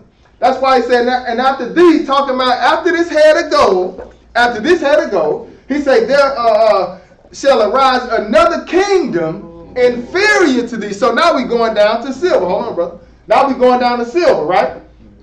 Because it's not going to be the same as the gold. So it's going to be a little bit lesser. All right, now go ahead. What did he say? Another third kingdom of brass. So now we're going to go get even less. Now we're going down to brass, right? But you look on the market, you know, hey, you get brass pennies. That's nothing, right? Ain't nobody trying to keep those. You ain't really checking the markets for that, but you checking them for gold and silver and sometimes platinum, but not even really silver. I see silver on there. It got some worth to it, but not much as gold do. But this is going to be inferior to gold, or this kingdom going to be inferior to this. It ain't going to be as big as this one. It's going to come down less and less. So now we're at brass now, right? Then what's next? Which shall bear rule over all the earth. And the fourth kingdom shall be as strong as iron. Now the fourth kingdom going to be strong as iron. But it ain't really no precious metal though, right? You know, we down, it ain't really worth nothing, but it's going to be strong though. You know, somebody coming here swinging an iron bat. Swinging the bat and going crazy like we running out these doors. You know what I'm saying? I'm not going to sit up here and try to fight no bat with my arm. I'm going to try to, you know, pick up a chair or something, but we're going to go iron with iron, you know. But just give me an example of how strong this going to be. Right? So he said, what? The fourth kingdom shall be strong as iron. What else? For as much as iron breaketh in pieces and subdueth all things. And that's what iron do. He said, iron break in pieces and subdue all things. Go ahead and read. And as iron that breaketh all things, all these shall it break in pieces and bruise. And that's what's going to happen. Hey, when it's all said and done, this last part of this dynasty, it's going to break in pieces and bruise. But it ain't talking about, you know, physically. I mean, it's talking about physically. But when it's all said and done, it's going to do some damage to the world. Because spiritually, it's going to take down the world. That's where all your doctrine is going to come out of. And it's going to end up leading a lot of people to the lake of fire. What else to say to verse 41? And whereas thou sawest the feet and toes, part of potter's clay and part of iron.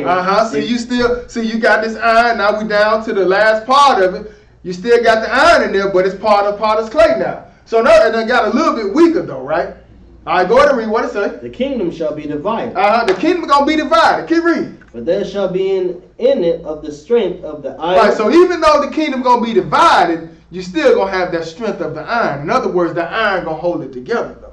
Go ahead and read. What else? For as much as thou sawest the iron mixed with murky clay.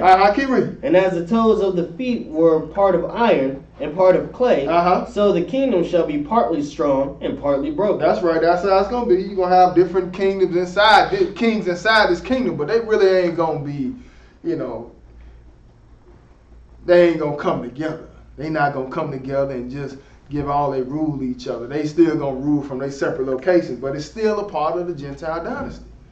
And you still got that iron in there mixing them together. What it say? Verse 43. And whereas thou sawest iron mixed with murky clay, they shall mingle themselves with the seed of men. Right, so they may come together and agree on certain policies and stuff like that and certain laws and stuff, but what it say? But they shall not cleave one to another. Right, but they ain't going to cleave one another, though.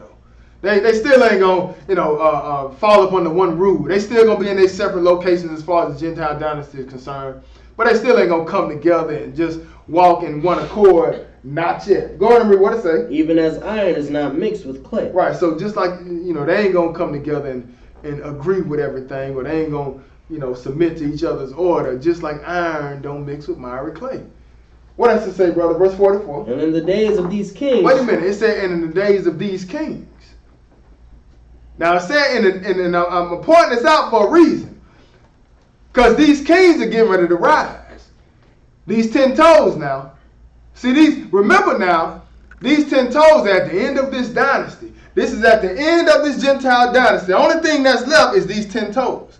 It said, in the end, and in the days of these kings, what's going to happen? Shall the God of heaven set up a kingdom? That means the Lord going to come back during the days of these kings. And we're going to show you today that these kings are getting ready to rise. Go on and read, brother. Which shall never be destroyed. Because once the Lord set his kingdom up, hey, that's it. His kingdom ain't never going to be given into the hands of man again. Like it ain't going to be no more Shem running the kingdom. Japheth running it like he did, or Ham running it like he used to. God going to be here now. All right, go ahead and read. And the kingdom shall not be left to other people, but it shall break in pieces and consume all these kingdoms, and it shall stand forever. That's right, keep reading. So, hey, when the Lord get back, he's going to take all this down. What does he say, verse 45? For as much as thou sawest that the stone was cut out of the mountain without hands, and that it brake in pieces the iron, and the brass, the clay, the silver, and the gold, the great God hath made known to the king what shall come to pass hereafter. Right, now pay attention. Now he said, for as much, this is how the kingdom going to fall. He said, for as much as thou saw that the stone was cut out. We got to find out what the stone is. That the stone was cut out of the mountain without hands, and that it break in pieces the iron, the brass, the clay, the silver, and the gold. That's this right here, right? That stone going to break all this in pieces. All right? The great God hath made known to the king what shall come to pass hereafter. So, hey, the Lord had let Nebuchadnezzar knew what he dreamed. He said, the great God hath made known to the king what shall come to pass hereafter. And what else? And the dream is certain, and the interpretation thereof sure. All right, go on to Acts chapter 4. Acts chapter 4. We're going to pick this up at verse 8. Acts chapter 4. Remember now, this thing going to be around all the way to the end. The stone going to come, hit it on his feet. But we got to see why it's going to hit it on his feet. Acts chapter 4. Read verse 8. What did that say, brother? Then Peter, filled with the Holy Ghost, said unto them, Ye rulers of the people and elders of Israel, if we this day be examined of the good deed done to the impotent man, by what means he is made whole, be it known unto impotent. Yes. Go ahead. Be it known unto you all, and to all the people of Israel, that by the name of Jesus Christ of Nazareth, whom ye crucified, whom God has raised from the dead, even by him does this man stand here before you whole. Right, so what happened is they healed this man that couldn't walk in the name of Jesus. They wanted them to stop going around preaching in the name of Jesus, just like today, But this is how they healed them, and that's why this is what Paul is saying. It had nothing to do. Peter's saying it had nothing to do with us. All right, he said, "If we this day be examined of the good deed done to the impotent man, by what means is he made whole? By what means he is made whole? Be it known unto you all, and to all the people of Israel, that by the name of Jesus Christ of Nazareth, whom ye crucified, whom God raised from the dead, even by him doth this man stand before you whole." That's how it was done. That's how they ended up healing this man. But what he said about Jesus, though, what he said in verse 11? This is the stone which was set at naught of you builders. Right, notice what he said. He said, this is the stone which was set at naught. In other words, this is how you start off your walk with the Lord, period. When the Lord started building this church off, who would start? Would it start with him? This that stone. You can't start building a house without first putting that stone down, sisters and brothers. You understand? So as far as the Lord building his house, he's that stone. This is that same stone that's going to come back and take this kingdom down, sisters and brothers.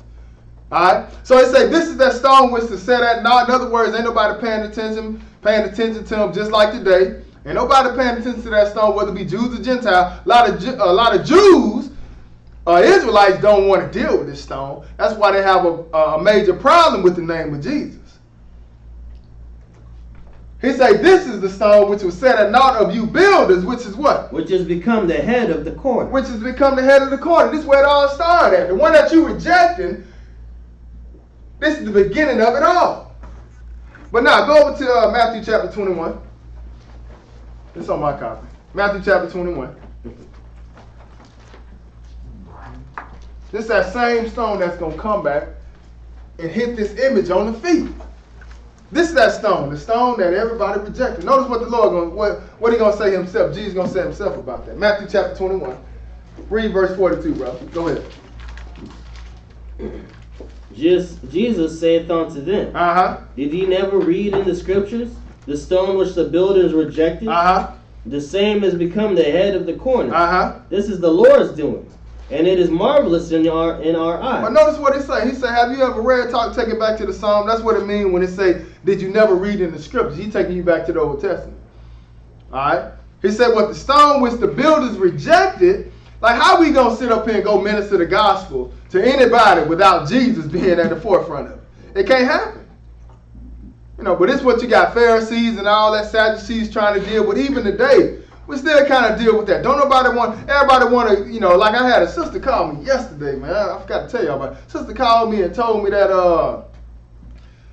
some brother, I guess he's Hebrew. She said he married her. He's already married. Then he say she's from Arizona. She saw him online. She moved to Atlanta, got married to him. He got mad and kicked her out. Now she's trying to find a way back to Arizona. And she was asking us, could we help? I'm like, that ain't what we do. Not trying to be funny, but we don't get help from the government like that. You know, we have people that in the church, they put in, and if we give you the money from the church, what's going to happen when the saints need money? They the one that's been put in. You know, but I told her, we don't believe that, so that ain't what we preach. You know what I'm saying? But that come from a lot of brothers that, you know, don't even deal with Jesus. They be on some other stuff, you know, and got a problem with Jesus. So it opens up their belief to all different type of stuff if you ain't dealing with Jesus, you see. And a lot of people don't want to deal with Jesus, so we got all these different names and all these different doctrines, all these different beliefs. Like we can go into the Bible and find out how, you know, our forefathers might have had different wives, had several wives. They did. God allowed that. But in that same Bible, the name of Jesus, there also ain't. So we get down to Jesus, we switch it to Yahushua or Yahushua. No, just read it like it is. Because this gonna end up being your problem. That's how you get off into all this other stuff. That's why I was talking to the sister, and I'm saying to her, I said, what's your name, sister? She's like, well, my Hebrew name is this. And I'm saying to myself, I said, what's your government name? You know, because I ain't getting off in all that. You know, like I'm not, because when I hear that, I already know that you don't believe in Jesus. If you believe in Jesus, you wouldn't be in this situation in the first place. You know what I'm saying? Because God has ordered how he set things up. You know. But I know she was going to go off into some Hebrew stuff. My Hebrew name is this, and ain't nothing wrong with that. Don't get me wrong. But the point is that I knew we was finna get off of Jesus. That's why I wouldn't even no need to call her back. I was going to call my wife and tell her to call and see. I was going to call her live and see what we can do. And I just say, you know what? It ain't no sense in even doing that. Just let it go. You know what I'm saying? Because if anybody I need to be talking to, I need to be talking to him. The one who put you in the hotel. You know, and that's how we get in trouble in the first place. Try to jump inside people's household. Listen, you got here some type of way. Maybe I need to holler at him and see how you got here. I ain't saving nobody. I can't do it. The point is, stick to Jesus. So he said what? He said that, did you never read in the scriptures, the stone which the builders rejected, the same has become the head of the corner. That's how you build off your doctrine, dealing with Jesus. Not offering all this other stuff and putting him to the side. Like I said, it opens up, you know, Pandora's box for all these different type of doctrines and beliefs to come in. If you stick to what you read, listen, you'll have a solid foundation. The law and the testimony just dealing with what you read, sisters and brothers. He said the stone which the builders rejected, the same has become the head of the corner. But this is that stone, though. This is that same stone that's going to come back and take him down. That's going to hit this image on the feet when the Lord returns. What he said in verse 43? Therefore say I unto you, the kingdom of God shall be taken from you, and given to a nation bringing forth the fruits thereof. And whosoever shall fall on this stone shall be broken. But notice what he said though. He said, now this is Jesus talking, right? He said, whosoever shall fall on this stone shall be broken. Like you humble yourself and you come to the Lord, hey, you know, he can break you down and rebuild you, right? But don't let this stone fall on you though. Whosoever shall fall in this stone shall be broken, but what? But on whomsoever it shall fall, What's going to happen? it will grind him to powder. Right, so you just come on to the Lord. Just humble yourself and come on to the Lord. Hey, he'll break you down. He'll change you and build you up in a totally different way. But don't get so puffed up now. He come back and then he end up taking you down. You end up hitting that lake of fire. Because when he come back, he going to take down the king. But this that stone we talking about. This is stone that the world is rejecting. Not just Pharisees and Sadducees. The whole world is rejecting him, sisters and brothers. But this that stone. Go on to Revelation chapter 13. Revelation chapter 13. Because you may be wondering, well, why won't he hit the image, starting at the head? Can anybody answer that? Somebody answer the question. Why won't the Lord come back and hit this image on the head? Only thing gonna be left is the feet. Only thing gonna be left is the feet. That's right. See, Nebuchadnezzar there, ain't he? Medo-Persian Empire, they here, just like they all here, but they ain't ruling right now. But it's still in succession. But when the Lord get back, they gonna be here. You see what I'm saying? Rome gonna be here at the bottom. See, even these legs represent Rome. You see what I'm saying? But according to what the world understands, Rome fell off in 70 AD, right? 476 AD. That's 476, 467, something like that. That's when Rome fell. That's what they think. You know what I'm saying? But they got to come back, and they're going to come back by way of these 10 toes. That's why the Lord said, in the days of these kings, where the God of heaven set up a kingdom. Because they coming back. So Revelation chapter 13, pick this up at verse 1.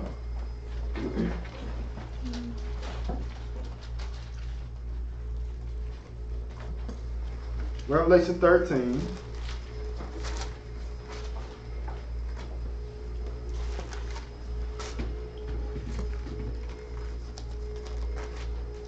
You read verse 1, brother. Go ahead. And I stood upon the sand of the sea, and saw a beast rise up out of the sea, having 7 heads and 10 horns, and upon his horns 10 crowns, and upon his heads the name of blasphemy. Now, we saw 7 heads and 10 horns in Daniel, right? All right, now just remember what happened in the book of Daniel. In the book of Daniel, it said, I saw another little horn, right? And it said it plucked up 3 of those horns, right? All right, so that was just talking about the Roman Empire. All right? As far as those 10 horns concerned, the ones that was, the Uralites, the Ostrogoths, and the Vandals, he plucked up those 3 and just moved them out of the way. All right? So now when you get down to Revelation, we're going to see 7 heads and 10 horns again. But it's talking about 10 horns coming up in our time. Okay? Not those 10 horns that he plucked up back then. We got an additional 10 horns that are getting ready to come in our time. All right? So he's saying, I stood upon the sand of the sea and saw a beast rise up out of the sea, having 7 heads and 10 horns. Right? And what else? And upon his horns 10 crowns. Right, because when you see crowns, what is that a symbol of? Kings, right? He said, he said having 7 heads and 10 horns, and upon his horn 10 crowns, and what else? And upon his heads the name of blasphemy. Keep reading. And the beast which I saw was like unto a leopard. Now, John, we way in the New Testament, right? The last book in the Bible. And John say what? He said, the beast which I saw was like what? Unto a leopard. Now, where that leopard come from? Daniel, right? He said, the beast I saw was like unto a leopard. What else? And his feet were as the feet of a bear. Wait a minute, where that bear come from? The Medo-Persian Empire, right? Because see, they still in existence. That's why he's saying they were like unto a bear, but it ain't the actual thing. It's just like, in other words, it still has some of the characteristics of what Daniel saw. You see? Keep reading. What else? And his mouth as the mouth of a lion. Oh, and he had a mouth as the mouth of a lion, right? All right, go ahead. And the dragon gave him his power. But now let's look and see right quick. Y'all gotta excuse my pictures. I got one that's way more ugly. I say the ugly one for last. I was going to throw that one away. But y'all see that, right? Read that again from start at the top, brother. And I stood upon the sand of the sea, and saw a beast rise up out of the sea. Okay, so this is the beast rising up out of the sea, right? All right, go ahead. Having 7 heads and 10 horns. Okay, so it got 7 heads and 10 horns, right? All right, let's see. 7 heads and 10 horns. Now the 7 heads, Like before we even look at Revelation, where would the 7 heads come from? Right. So what would be the first head? Nebuchadnezzar, right? And that'd be the lion. All right, what would be number 2? Medo-Persian Empire, right? So that's 2. What would be the other ones? Greek Empire. How many? 4. So that'd give us 6, right? And then what would be the last one? The Roman Empire. So that's the 7 heads, right? So we got the 7. The 7 heads are still here because we still talking about the dynasty period. The only thing that's gonna change now is these 10 horns. You see what I'm saying? We still got you know, when he's showing you that, he said, I saw a beast rise out of the sea having 7 heads and 10 horns. John is seeing it, but he's seeing these 7 heads. He's seeing Babylon, he's seeing that lion, he's seeing that bear, he's seeing the leopard, and he's also seeing the great and dreadful terrible beast, right? But it got 10 horns, right? And like I said, it still has all the characteristics of what we saw in Daniel. Go ahead and read, brother. What else? And upon his and 10 the beast horns. which I saw was like a leopard, and the dragon gave him his seat. What else? That's in verse 2, verse 2. Okay. And his seat in great authority. Uh-huh. And I saw one of his heads as it were wounded to death. Mm-hmm. And his deadly wound was healed. And all the world wondered after the beast. Now, one of his heads, though, was wounded to death, though, right? You see? It was wounded to death. In other words, it was a bad bruise on it. But it said it was wounded to death. But guess what, though? That deadly wound was healed. It was wounded to death. It didn't die. It was the world think it's dead. Like, for instance, the world think Rome is dead, right? But it ain't dead, though. It was wounded to death. That's why right after that it said what? But his deadly wound was healed. That's why Rome coming back. Just pay attention. Rome has its tentacles in almost everything we do. Why you think over here in America you learn Roman numerals in school? You know what I'm saying? You may not, y'all, you know, some of the younger generation might not, but we did when we was coming up in school. We learned Roman numerals. You know, look at your coliseums. Look at your football stadiums. Look at your court system and stuff like that. Where do you think all that come from? Come out of Rome. And just pay attention. The Super Bowl. So what kind of numbers is that? It's Roman numerals. You see? Because it ain't really dead. It's just wounded to death. But they got their power from the dragon. He said, I saw one of his heads as it was wounded to death, and his deadly wound was healed, and all the world wondered after the beast. What else? Verse 4. And they worshipped the dragon, which gave power unto the beast. Uh-huh. And they worshipped the beast, saying, Who is like unto the beast? Mm-hmm. Who is able to make war with him? Mm-hmm. Keep reading. And there was given unto him a mouth speaking great things Uh-huh. and blasphemies. And power was given unto him to continue 42 months. Right, so notice how long he was given power to, right? He was given power to rule for 42 months. How long is that? 3.5 years. Like we saw somewhere else, what? Time and dividing time. 3.5 years. Now we look in the New Testament, what? He said power was given to him 42 months. That's 3.5 years. That's how long he going to go into destruction. The great tribulation going to be that long. Read verse 11 though. Go ahead. And I beheld another beast coming up out of the earth, Mm-hmm. and he had 2 horns like a lamb, Uh-huh. and he spake as a dragon. Mm-hmm. And he exercised all the power of the first beast Mhm. before him, Mm-hmm. and caused the earth and them which dwell therein to worship the first beast. Now, pay attention. Now, he said, I beheld another beast coming up out of the earth, and he had 2 horns like a lamb, right? So what he's saying now, we still got the same beast, but John is seeing another beast. He said, I beheld another beast coming up out of the earth, and he had 2 horns like a lamb. Because anytime you see a lamb, that's representation of what? Jesus, right? Not all the time, but for the most part, when you see that lamb, it's a representation of Jesus. All right. So he said, I beheld another beast coming up out of the earth, and he had 2 horns like a lamb, but he spake as a dragon. So he sound good. Everybody think he's the most holiest man in the world, but he getting his power, his influence, and his speech is coming from Satan, sisters and brothers. That's why you shouldn't be surprised with some of the doctrines or some of the beliefs or some of the statements that come out of his mouth. All right, but this is the ugly one that I want to show y'all. I'll say that for last. Somebody need to make me one. He said 2 horns like a lamb.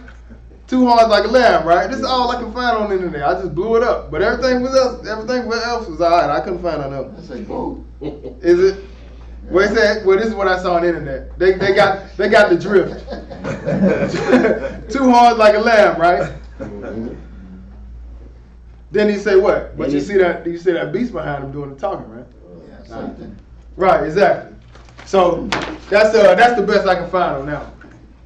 But what he say, verse 12, read that. And he exercised all the power of the first beast before him, and caused the earth and them which dwell therein to worship the first beast, whose deadly wound was healed. Right, because this deadly wound is coming back. But now, hey, they're going to force you to worship this deadly beast. They're going to force you to worship this beast whose deadly wound was healed. But how you going to do that? Now we got some power behind this man now. We got some military force behind this man now. All right? Where we at? Verse, what? 13. 13? Go and read. And he doeth great wonders, so that he maketh fire come down from heaven on the earth in the sight of men. Keep reading. And he deceiveth them that dwell on the earth by the means of those miracles which he had power to do in the sight of the beast, saying to them that dwell on the earth that they should make an image to the beast, which had a wound by a sword and did live. Keep reading. And he had power to give life unto the image of the beast, that the image of the beast should both speak and cause that as many as would not worship the image of the beast should be killed. Right, so it's kind of like taking you back to when Babylon first came into power. Taking you back almost exactly how it was done back then. Babylon, what he said, we're going to play these instruments, and y'all better bow down and worship when I play these instruments, right? Dance. Yeah, they was like, we ain't doing nothing. Nebuchadnezzar was like, I heard that y'all didn't bow down when these instruments was played. He was like, well, I'm going to do it one more time. I'm going to play the instruments one more time, and you're going to have an opportunity. Matter of fact, he did something else, too. What was it? He, Kindled it 7 times harder. no, he did something else, too. Can't remember what. I think that was just it. But he told him, listen, we're going to play these instruments. You're going to bow down and worship bow down when we play them. If you don't play them, we're going to put you in the fire. So what they told him, he say, I thought so. Build a statue. Yeah. He did, right? Yeah, that's right. Build a statue. Then he played when we play these instruments, go ahead and bow down. Yeah, that's what he did. So he coming back and gonna do the same thing all over again. That's why I was telling you what he do great wonders, so that he make fire come down from heaven on earth in the sight of men. Listen, people gonna fall for that. People gonna fall for that because we always looking for signs and wonders. That's why the Lord told you even adulterous generation seek after a sign. But hey, back in the day when Job's children got killed, what happened? He sent fire down there. Ain't like that's something new. He gonna do it again. But if you ain't following the God of the Bible, you'll be deceived by that. That's why Benny Hinn able to go and knock people out with his coat. Because people, hey, they looking for signs. He said what? He do great wonders so that he make fire come down from heaven on earth in the sight of men, and he deceived them that dwell on earth by the means of those miracles, which he had power to do in the sight of the beast, saying to them that dwell on earth, that they should make an image to the beast. He gonna make another image, right? Which had the wound by a sword and did live, and had power to give life unto the image of the beast, that the image of the beast should both speak and cause that as many as would not worship the image of the beast should be killed. Go ahead and read verse 16. And he causeth all, both small and great, rich and poor, free and bond, to receive a mark in their right hand or in their forehead. Keep reading. And that no man might buy or sell, save he that had the mark, keep reading. or the name of the beast. Right, so it ain't just the mark. It said they ain't gonna be able to buy or sell, save he that had the mark, or what else? Or the name of the beast. Or the name of the beast, or what else? Or the number of his name. Or the number of his name. So hey, you gotta look out for all those now. What else he say? If you get caught in this great tribulation, it ain't gonna happen next week. People like to say, well, they chipping babies. Nah, you're gonna be able to make a choice to take this. You're gonna well understand what this mark is. Okay? He gonna cause all both small and great, rich and poor, no matter who you are, free and bond, to receive a mark in their right hand or in their foreheads. And this is how you're going to show your allegiance. By this mark that's going to be put on you. or this, no, you're going to have the name of the beast or the number of his name. What's that number? Verse 18. Here is wisdom. Let him that hath understanding count the number of the beast. Keep reading. For it is the number of a man. And his number is 600, Mhm. 66. And that's what you get 666 from. All right? But that's the number of a man. And that's what, anybody that's following this man, great tribulation, listen, it do you some good not to take it. Just be willing to die if you get caught here. But God give you certain things in the Bible that you need to be paying attention to. Don't sit up here, like when I first came to the Word, people be talking about, well, some of us going to have to stay. Well, you can stay, because I'm getting to the wilderness. Don't sit up here and just discourage me. Man, I can't. I tell them when I come in, I can't wait to get to the wilderness, man. They be like, well, some of us going to have to stay back. I'm like, well, you a good candidate. You got it, man. I'm getting out of here. I ain't waiting on none of y'all. Lord says it's going to be a bad time. So get up out of here, man. I can't sit up and say that. Look at Peter.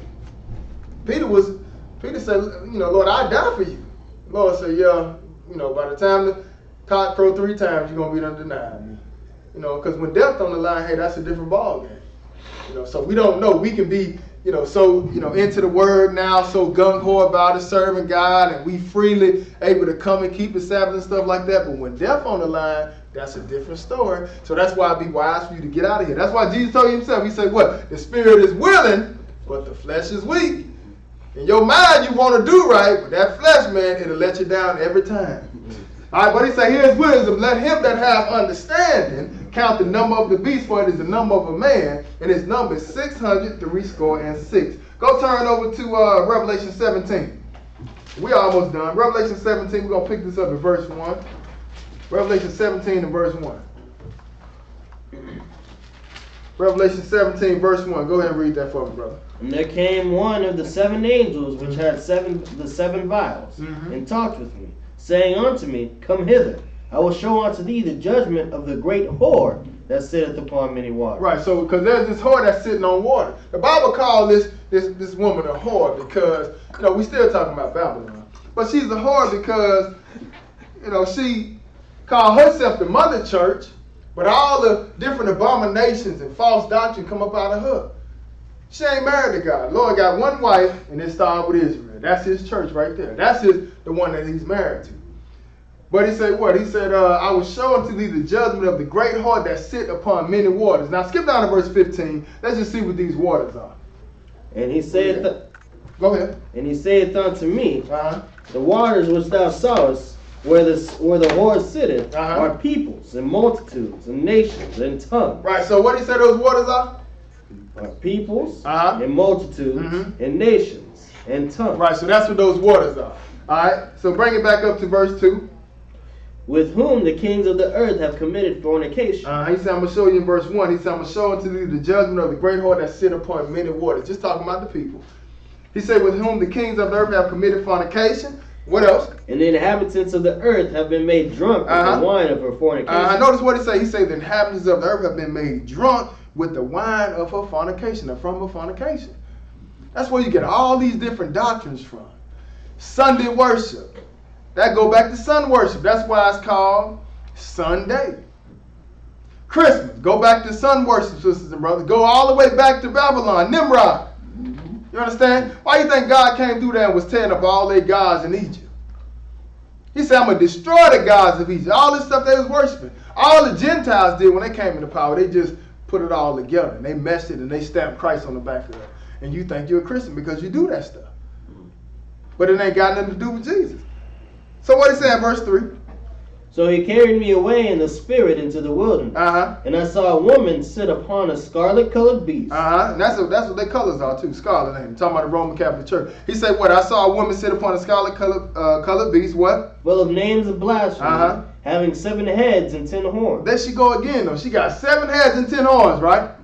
Because she's still in existence. Keep reading. And the woman was arrayed in purple and scarlet color, and decked with gold and precious stones and pearls, having a golden cup in her hand full of abominations and filthiness of her fornication. Yeah, and most of the world is drinking what's coming out of her cup. But if you notice what it said the woman was arrayed in purple and scarlet color and decked with gold and precious stones and pearls. Just look, you look around, hey, she mainly run the whole world. Go to your hospitals. Got one right up the street called St. Vincent, ain't it? St. Jude, all these different hospitals, Baptists. That's just in Jacksonville. They got a lot of different saint hospitals around the world. That's ran by the Catholic Church. But not only that, they got a lot of money. But he let you know how she looked. She was decked with gold, precious stone, pearls, having a golden cup in her hand. Yeah, it looked good on the outside, but inside the cup is full of abominations and filthiness of her fornication. Go ahead and read, brother. And upon her forehead was a name written. Notice what was written on the forehead. What? Mystery, Babylon the Great. Wait a minute. Mystery what? Babylon the Great. Yeah, because it's still here. See, the world think Babylon don't exist, or they want to, try to narrow it down and say it's America. If it was that easy, it wouldn't be no mystery. He said what? Mystery, Babylon the Great, the what? The mother of harlots. The mother of whores. That's what she is. Listen, if she's the mother of harlots, that means she got some daughters, right? You're going to see all the whorehouses open tomorrow. They all open on Sunday. He said what? The mother of harlots and what else? And abominations of the earth. Keep reading. And I saw the woman drunken with the blood of the saints. Oh, pay attention though. It said I saw the woman drunken with the blood of the saints. Because remember now, they got a little horn behind this whore that's coming for the saints.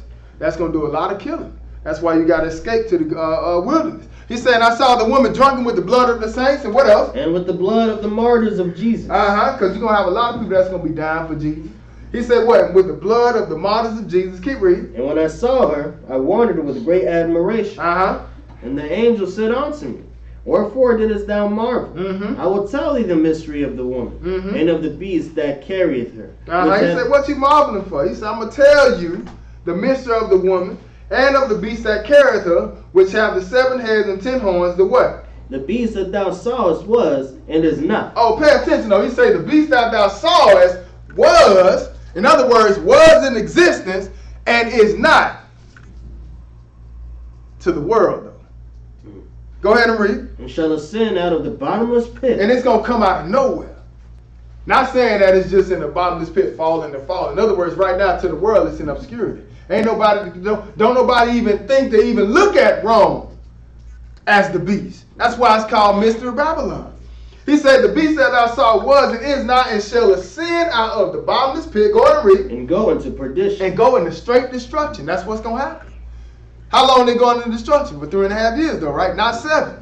Keep reading. And they that dwell on the earth shall wonder, whose names were not written in the book of life from the foundation of the world. Keep reading. When they beheld the beast that was and is not and yet is. He say what? He say they gonna wonder after the beast.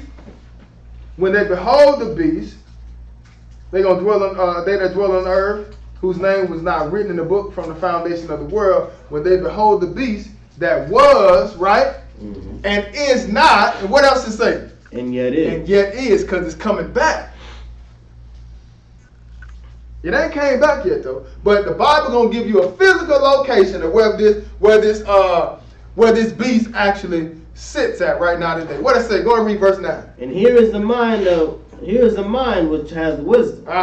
The 7 heads are 7 mountains on which the woman sits. Now let's look and see where this woman sit at. Let me read that for me. Come up here. So you can read that real loud for me. And what you got on your paper? Let's see here. Okay, so just read this, that right there, and then read off each mountain for me. See that mountain? That right there? You got 7 of them. 1, 2, 3, 4, and then on the other page 3 more. But read this right here and that right there for me. Skip the line for the top of attraction. Oh, sorry. The number 7 is significant in Roman culture, not only for the 7 kings of Rome, but also for the 7 hills of Rome upon which the eternal city was built. Okay, now stop right there. It said in verse 9, here's the mind which have wisdom. The 7 heads, right, are 7 mountains on which the women sit. So the Bible gives you a physical location of where this woman is sitting at. In other words, where Mystery Babylon is operating from. Alright, it's letting you know her physical location. Now eventually she gonna move to Jerusalem, but it's letting you know where she's sitting at right now. 7 hills, 7 mountains, same things. So I say the number 7 is significant in Roman culture, not only for the 7 kings of Rome, but also for the 7 hills of Rome. America ain't got nothing to do with being put on those 7 hills. You're not gonna read that nowhere. But Rome is famous for that. But the Bible is pointing it out to us. Go ahead and read, brother. The first was the Palestine hill, The Palatine Hill. where according to legend, the first kings of Rome, Romulo, founded the city on April 21st, 753 BC. Okay, so now y'all write these down. I had it in my other class, but we're gonna write down these 7 hills. You can find them online anywhere. I had Shafiq gonna pull it up because I couldn't find my other notes. But read each one. Just read. You don't have to read about them. Just read the names off for those hills for me. Aventine, That's number 1. Campidoglio, It's Campidolio. What else? Palestine, Palatine. And it's without an S, so it's Palatine. What else? Celio, Esquiline, Mm-hmm. Quarinale, Coronali. That's Curinali. Probably Quirinale, right. Qurinale. Viminale, And that's the last one. So it's Viminale. All right. So that is the what's it? 7 The hills. 7 hills on which the woman sit. Right. Yes. All right. So now let's go back to. I'm gonna give this to you. I'm gonna give it to you. So now go back to Revelation 17. Then I'm gonna pass my phone to you so you can read these off. You sit down right quick until we read this. Revelation 17 and start at verse 10. So we got the location of where this woman is sitting at, right? Mm-hmm. Right? Mm-hmm. Like I said, you go Google it.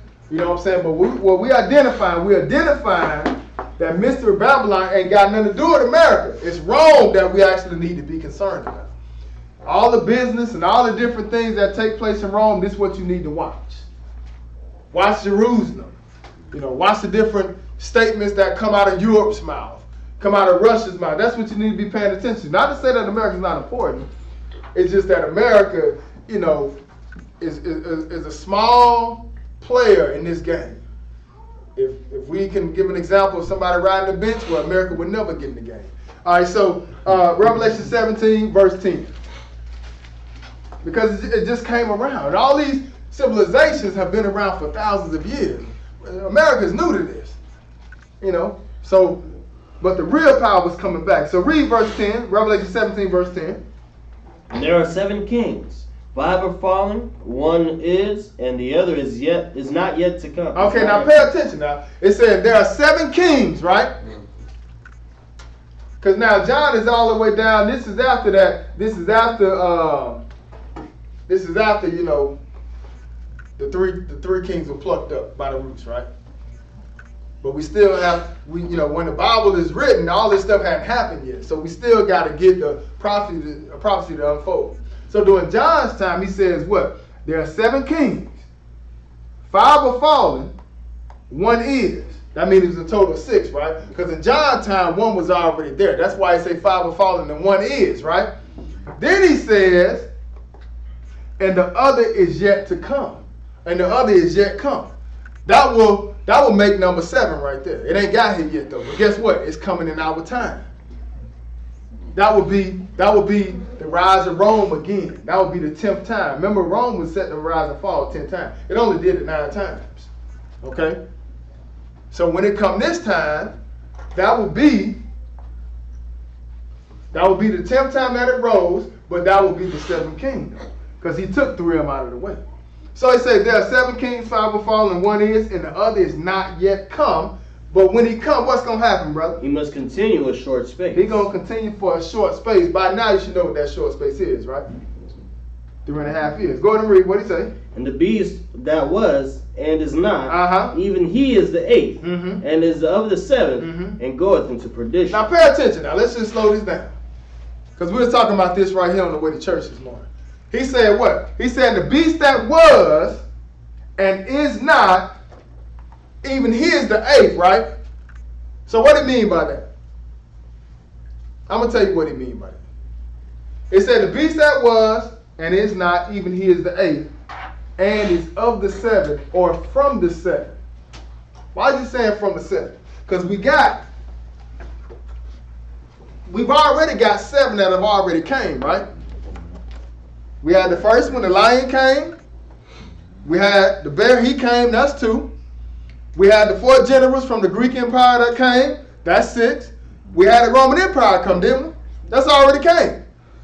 But remember though, they had a deadly wound. So everybody thinks that it's dead, but we still got our 7 right here, right? But that deadly wound, for the most part, everybody thinking that Rome is dead.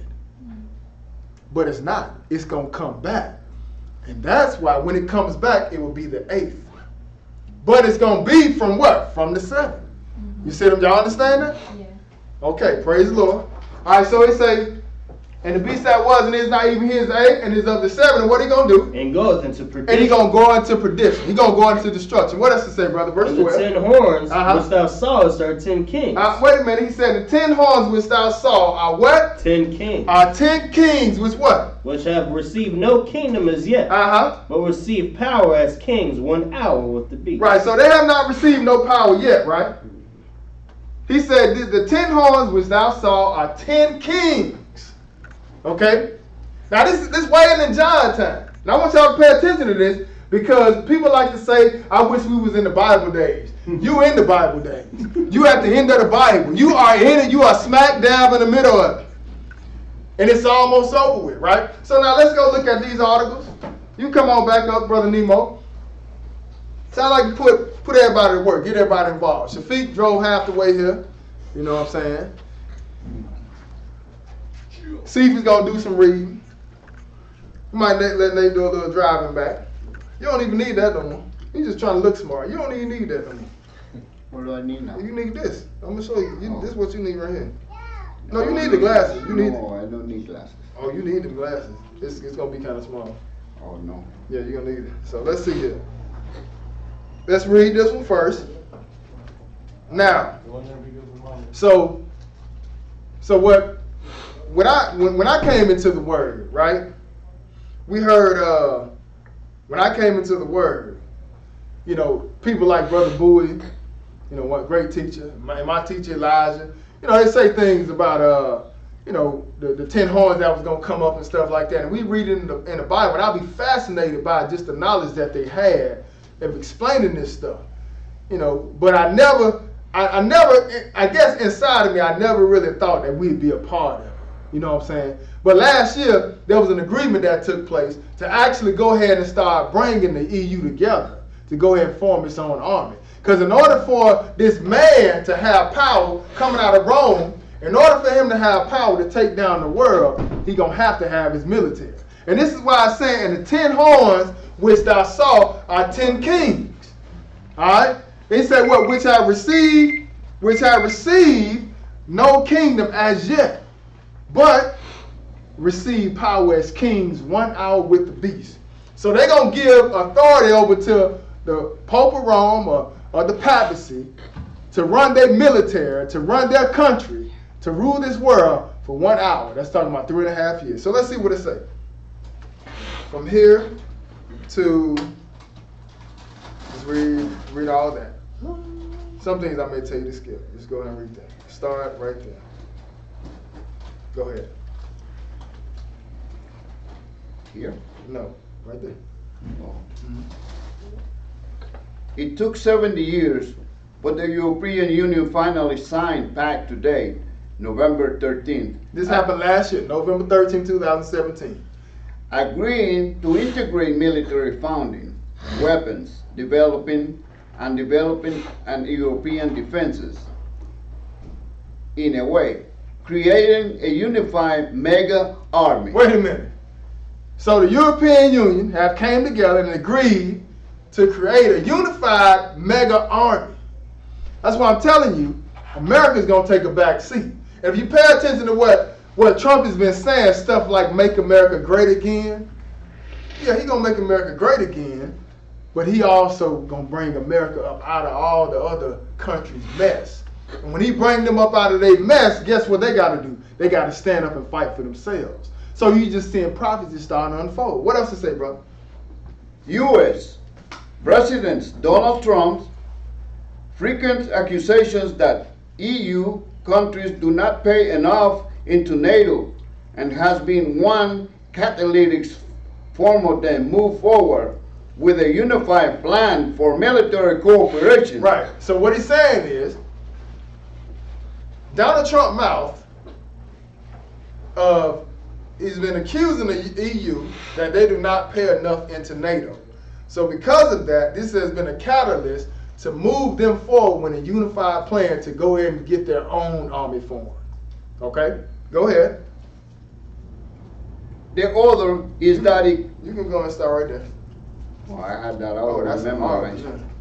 You did? Okay. But just start right here. Right there. Right there. The UK had always resisted the idea of joining EU defense. Right, so it says UK have always been against a European army, a European defense. Okay, go ahead. Fearing some kind of big European army. Right, so they was against it because they was fearing some type of big European army. So the UK didn't want it. But guess what it says? Keep reading. But the country's planned exit from a bloc has removed that hurdle. Right, so the UK finna get up out of there anyway.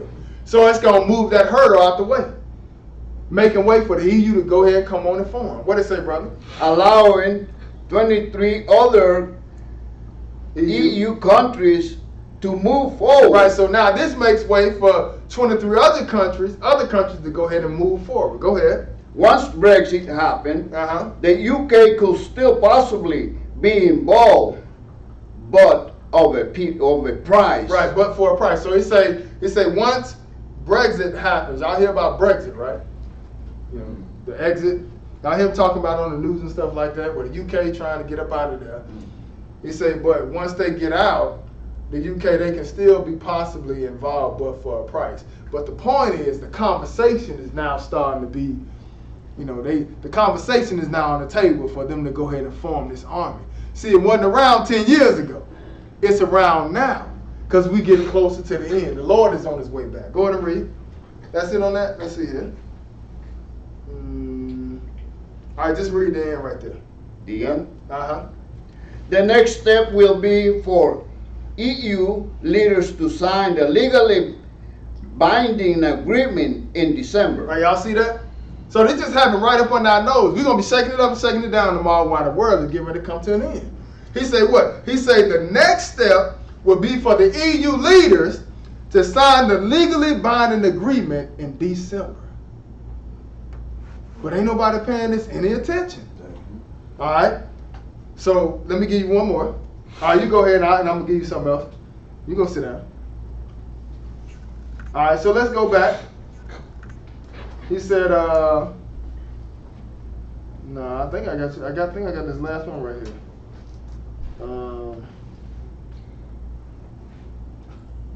Yeah, let's. I got one more for you. Come in, Nate. You can sit down, Nemo.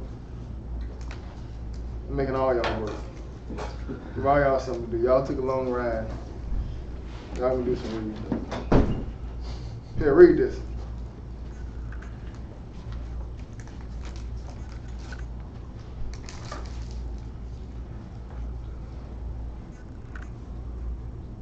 Read the title, and then read that. All this too.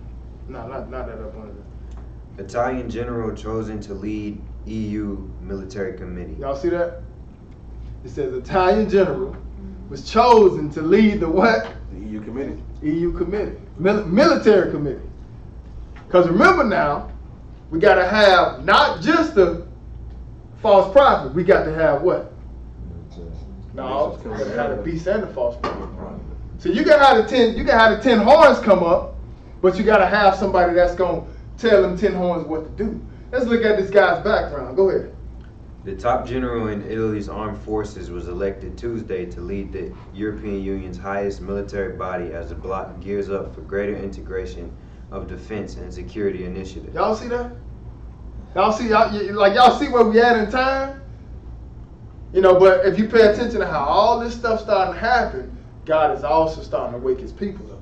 Cause see, you ain't gonna be, it ain't gonna be no excuse now. You know, like the Lord, like Satan, you know, Satan's starting to ramp up, God's starting to ramp up. Because we're moving toward the end of the world. See, this conversation wasn't made available. We weren't talking about this 10 years ago. As far as like being able to go read something and see that they're actually doing it. Because it's happening like super fast now. See, like we done started this path down here that it ain't no stopping now. Like we going downhill. Because the Lord is on his way back. But he got some military background. What else to say, brother? The General Claudio Graziano has served as chief of the Italian Defense General Staff since March 2015. Mm-hmm. He was selected by the EU's Chief of Defense to be the next chairman of the European Union Military Committee. The current chairman, Greek General Mikhail Kosterikos, told a news conference.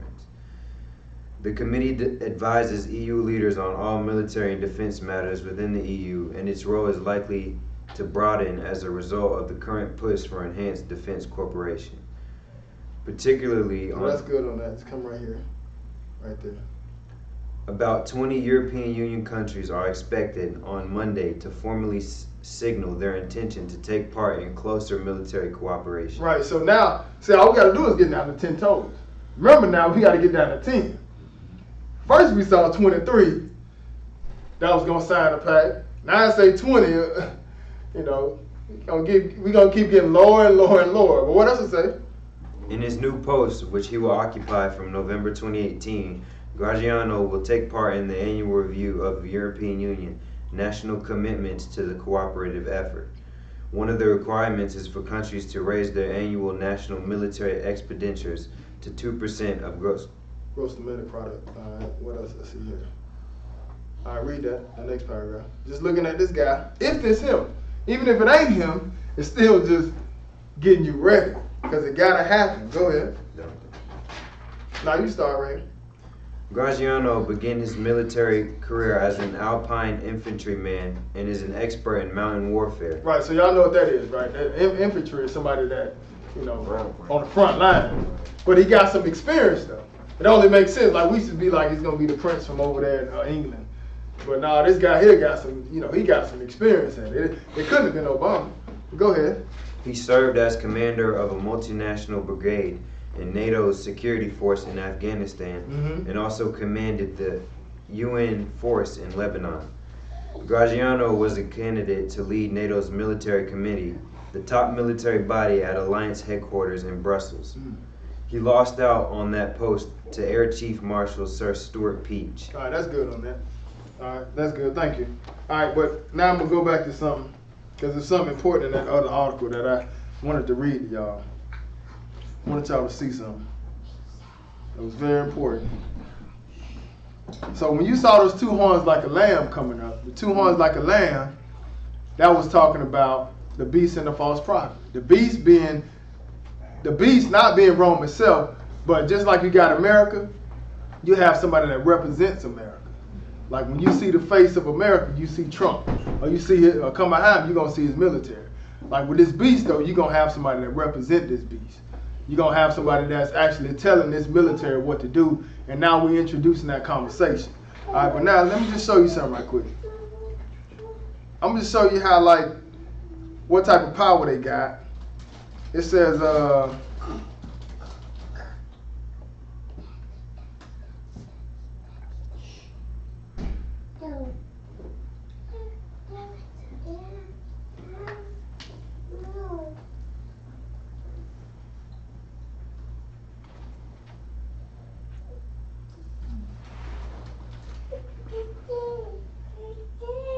it was something, I can't remember where it's at, but it was something saying here, regardless of what the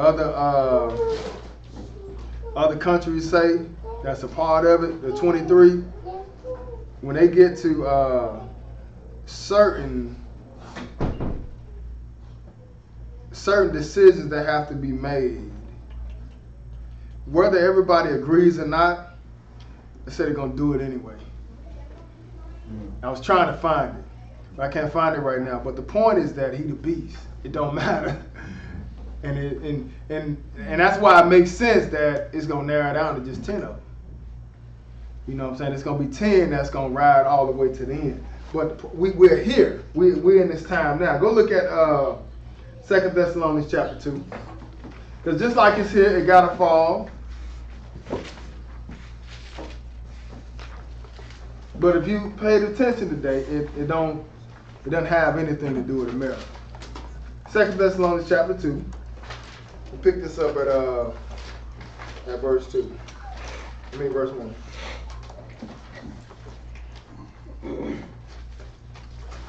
All right, go ahead, brother. Now we beseech you, brethren, by the coming of our Lord Jesus Christ, and by our gathering together unto him. So now, this is referring to the Lord coming back, right? That's what Paul is saying. We beseech you, brethren, by the coming of our Lord Jesus Christ, and by gathering unto him. Go ahead. That ye be not soon shaken in mind, or be troubled, neither by spirit, nor by word, nor by letter as from us, as that the day of Christ is at hand. Let no man deceive you by any means. Right. Concerning the coming of the Lord, don't let no man deceive you by any means. What? For that day shall not come, except there come a falling away first. And that's what got to happen. And, that has taken place. That's why, we have so many different doctrines going on, because there's a falling away that's going on in the world. So we in that right now. We're in the throes of it. He said, let no man deceive you by any means, for that day should not come except become a falling away first, and that man what? Of sin be revealed. The man of sin, that's another name for this guy. That's coming out of Rome. The man of sin, gonna be revealed. What else? You see him on the light scale right now. But he gonna be revealed. What else? What is another name for him? The son of perdition. The son of perdition. Another place called the abomination of desolation. The abomination that make desolate. Son of perdition. Man of sin. That's what it is. But he got to be revealed. We got the falling away has already taken place. That's why it's only a few of us that's really dealing with the Sabbath and the Lord's feast days and stuff. Because you got a great falling away that didn't cover the whole earth, right? He said that they won't come and set to come and fall away first. That man of sin be revealed, the son of perdition, who do what? Opposeth and exalteth himself above all that is called God. So he gonna, oppose and exalt himself above all that is called God. What else? Or that is worship. Right. So regardless of what you do, regardless of what you believe in, when it's all said and done, it's gonna be him that you're gonna have to bow down to, or you're gonna have to die for the word. Go ahead and read. So that he, as God, sitteth in the temple of God. That's right, because they're gonna build a temple over in Jerusalem. The people that call themselves Jews, they gonna build a temple over in Jerusalem. Just pay attention to it. Not that God is gonna sit in that temple, but that city belongs to God, period. But they're gonna build a temple. He gonna come over there, move out of Rome and move over into Jerusalem. Then he gonna stand up saying that he is God. He's sitting in the temple of God, showing himself that he is God. Skip down to verse 7 and read that. For the mystery of iniquity doth already work. Well, notice what Paul said though. He said the mystery of iniquity, that's another name for him, is already in the workings. It was around way back during Paul's time. So was America around during that time? No. Because America ain't got nothing to do with it. You see? It's been around for a long time. That's what Paul said. The mystery of iniquity doth already work. Keep reading. Only he who now letteth will let until he be taken out of the way. So hey, the Lord is allowing him to do what he's gonna do until his time is over. And we saw today that when the Lord get back, that's when he's gonna take Babylon down. That's when Nebuchadnezzar, his kingdom all the way down to then is gonna be completely over with. So he's just doing what he's doing right now because God is allowing that. But it's gonna come to an end though. Keep reading. And then shall that wicked be revealed. Then the wicked gonna be revealed. Keep reading. Whom the Lord shall consume with the spirit of his mouth, and shall destroy with the brightness of his coming. That's right. The Lord ain't gotta say nothing. I mean, even put his hands on him. All he gotta do is say it, and it's gonna happen. He said he's gonna be consumed with the spirit of his mouth, and what else? Who even him whose The coming brightness is, of his coming. Even him what? even him whose coming is after the working of Satan. Right, so where is he getting his power from? Satan. He getting his power from Satan. He said, even him whose coming is after the working of Satan with what? With all power. With all power, because during the time of the Great Tribulation, hey, we're going to see a lot of things happen. He said, with all power, what else? And signs. Uh-huh. And lying wonders. Right, so don't be amazed by it. The Lord told you don't be deceived. But this man get his power from Satan. Go look at Revelation chapter 18. What did the Lord tell us to do? Revelation chapter 18.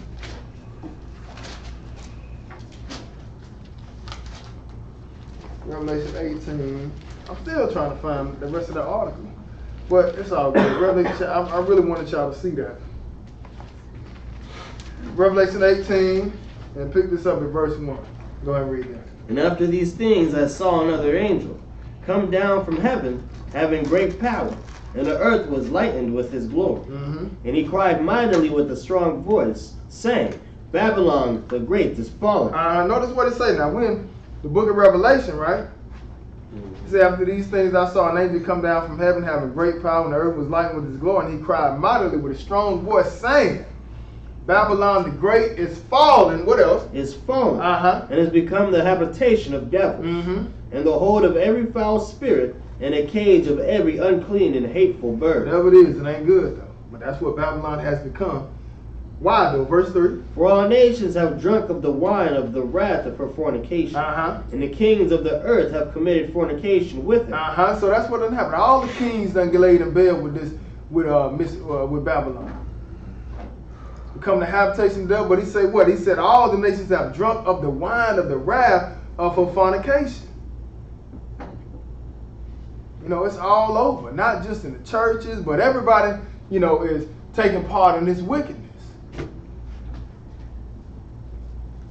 You know, even with Islam, people think that Islam is, you know, ain't got nothing to do. Listen, Rome is the one that gave you Islam. You ever notice they wear the kufis on the top of their head and the Pope got the little thing on his head too? You don't pay attention to that? You know, coming out the Sunday church, what does Sunday church say? They say when we die, we go to heaven. What you think Islam say? They say when they die, they going to heaven. They going to get women 72 virgins with swelling bosoms. So that's all coming out of Rome. But people don't understand that. That's why I was telling you, for all nations have drunk of the wine of the wrath of fornication. And what else? And the kings of the earth have committed fornication with her. Keep reading. And the merchants of the earth are waxed rich through the abundance of her delicacy. That's right, they have waxed rich. They done got rich, not rich just off of the people, but hey, rich off of slavery, all of that. But the world been eating good off of that, but it's going to come to an end. But what the Lord say in verse 4? And I heard another voice from heaven, saying, Come out of her, my people. But he's not talking about go sell your house. He's not saying sell your cars and all that type of stuff, get a plane ticket and get out of here. Because listen, there's no way you can run. There's nowhere you can go to get out of this. What you can do is come out of her mentally, though. You know, turn away from the false doctrine. Turn away from the traditions that's been passed all the way down from Nimrod. This is how you come out of her. He said, I heard another voice from heaven saying, Come out of her, my people, that what? That ye be not partakers of her sins. Right, don't be partakers of her sin. Don't be run nowhere. Because sin is covering the world. But just stop doing the things that go against God. You call yourself his people, call yourself believing in him, hey, come out of her. They tell you that way in the Old Testament it was saying the same thing. Paul even told you that, but he wasn't talking about leaving America. He was saying, come out of her, come out of the ways of this world. If they agree with homosexuality, listen, you go against that. You stand for what God said. If they tell you that we don't got to keep the Sabbath day, you go against that. You go with what God said. Remember the Sabbath day. You do what God tell you to do and separate yourself from the world. That's what he mean when he say, come out of here, my people, that ye be not partakers of a sin. And what else? And that you receive not her plague. Because that's what's going to happen. When it's all said and done, the Lord going to destroy Babylon. And if you haven't came out of Babylon, you're going to be a part of the destruction that the Lord going to send. So I hope somebody got some understanding in Jesus' name.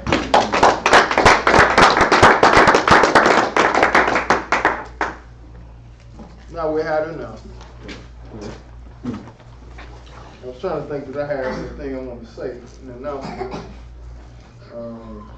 You want to go find the article? See what I found? who? The article you talking about? Nah, it wasn't an author. It was something in that same article. I think I'm overlooking it. Thank you though. Go ahead. Do you have something, Joe, doing class? No, I wasn't even raising my hand. Oh. I was just in my head. I was saying, I get what you're saying. How gold, silver, you know. How Oh, the light it's came on. going down. Yeah, the light. Okay, Oh, I got- you thought I was trying to. Okay, I got you. My fault. Go ahead, Brother C. Our prayer is that the eyes of your understanding were enlightened by today's lesson. DVDs and CDs of the lessons are available. Please place your order in the offering box along with your donation and pick up your DVD/CD up at the podium next Sabbath. Please tune into Thy Kingdom Come television program, which airs in various locations. Also, join us for question and answer Bible study in about an hour from now, and every Wednesday night at 8 p.m. Eastern Standard Time via live stream and or teleconference at 860-970-0010. Access code 343-531-334#. If you feel you are ready to be baptized, please sign the baptismal list at the podium or speak with Brother Tony or Brother Anthony. On the first Sunday of every month, we broadcast the Bible in plain view. This broadcast gives brothers an opportunity to read and or teach a short 30-minute class. If you are interested in helping, please let us know. The following is the dress code for our services. All clothing should be modest in appearance. Nothing tight-fitting, overly bagging, or sagging, or revealing should be worn. Men are to remove hats and all head covering, and women should wear a head covering such as a hat or a scarf, according to 1 Corinthians chapter 11, verses 1 through 7. If your young child becomes noisy during the lesson, distracting other members, please remove him or her to the other room next door. Any tithes and or free will offerings should be put in an offering envelope and placed in the offering box near the podium. Pray for our strength as we pray for you. Until next Sabbath, peace. Peace. Alright, so this is it right here. I think CP gotta go to the bathroom. You gotta use the restroom? Nah. You sure was fed through the announcement like you did. Man. Need some water? Yeah, oh, yeah. I found it, y'all. I just wanted to, it probably ain't even a big deal. It says, this is in reference to the Italian general that was chosen to lead the EU.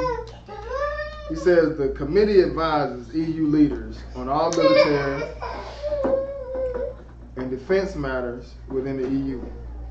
And his role is likely to broaden as a result of the current push for enhanced defense cooperation, particularly on spending. Such intensified coordination is viewed as an important test of provisions in the EU treaties, allowing a so-called multi-speed Europe, in which some initiatives may be pursued, even if they are not supported unanimously by all member countries.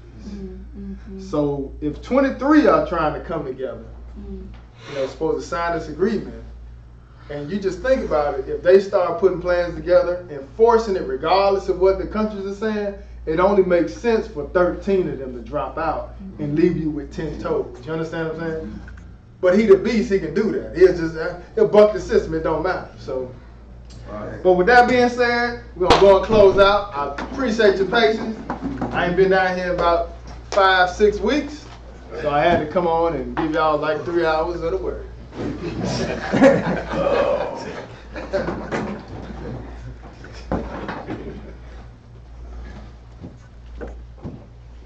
Our Father which art in heaven, Our Father which art in heaven, hallowed be thy name. hallowed be thy name. Thy kingdom come, Thy kingdom come, thy will be done, thy will be done in earth in earth as it is in heaven. as it is in heaven. Give us this day our daily bread, Give us this day our daily bread, and forgive us our debts and forgive us our debts as we forgive our debtors. as we forgive our debtors. And lead us not into temptation, Lead us not into temptation, but deliver us from evil. but deliver us from evil. For thine is the kingdom, For thine is the kingdom, and the power, and the power, and the glory, and the glory, forever. forever. Praise the Lord. Praise the Lord. For he is good. For he is good. And his mercy endures forever. And his mercy endures forever. Praise the Lord God of Israel. Praise the Lord God of Israel. For he is good. For he is good. And his mercy endures forever. And his mercy endures forever. In Jesus' name we pray. In Jesus' name we pray. The Holy One of Israel. The Holy One of Israel. The King of Kings. The King of Kings. And Lord of Lords. Lord of Lords. The one true God. The one true God. And there is no other. There is no other. Amen. Amen. The Lord bless thee and keep thee. Lord bless thee and keep thee. The Lord make his face shine upon thee. Lord make his face shine upon thee. And be gracious unto thee. Be gracious unto thee. The Lord lift up his countenance upon thee. Lord lift up his countenance upon thee. And give thee peace. And give thee peace. They shall put my name upon the children of Israel. They shall put my name upon the children of Israel. And I will bless them. And I will bless them. Hallelujah. Hallelujah. Hallelujah. Hallelujah. Hallelujah. Hallelujah. Hallelujah. Hallelujah. In Jesus' name. In Jesus' name. Amen. Amen. All right.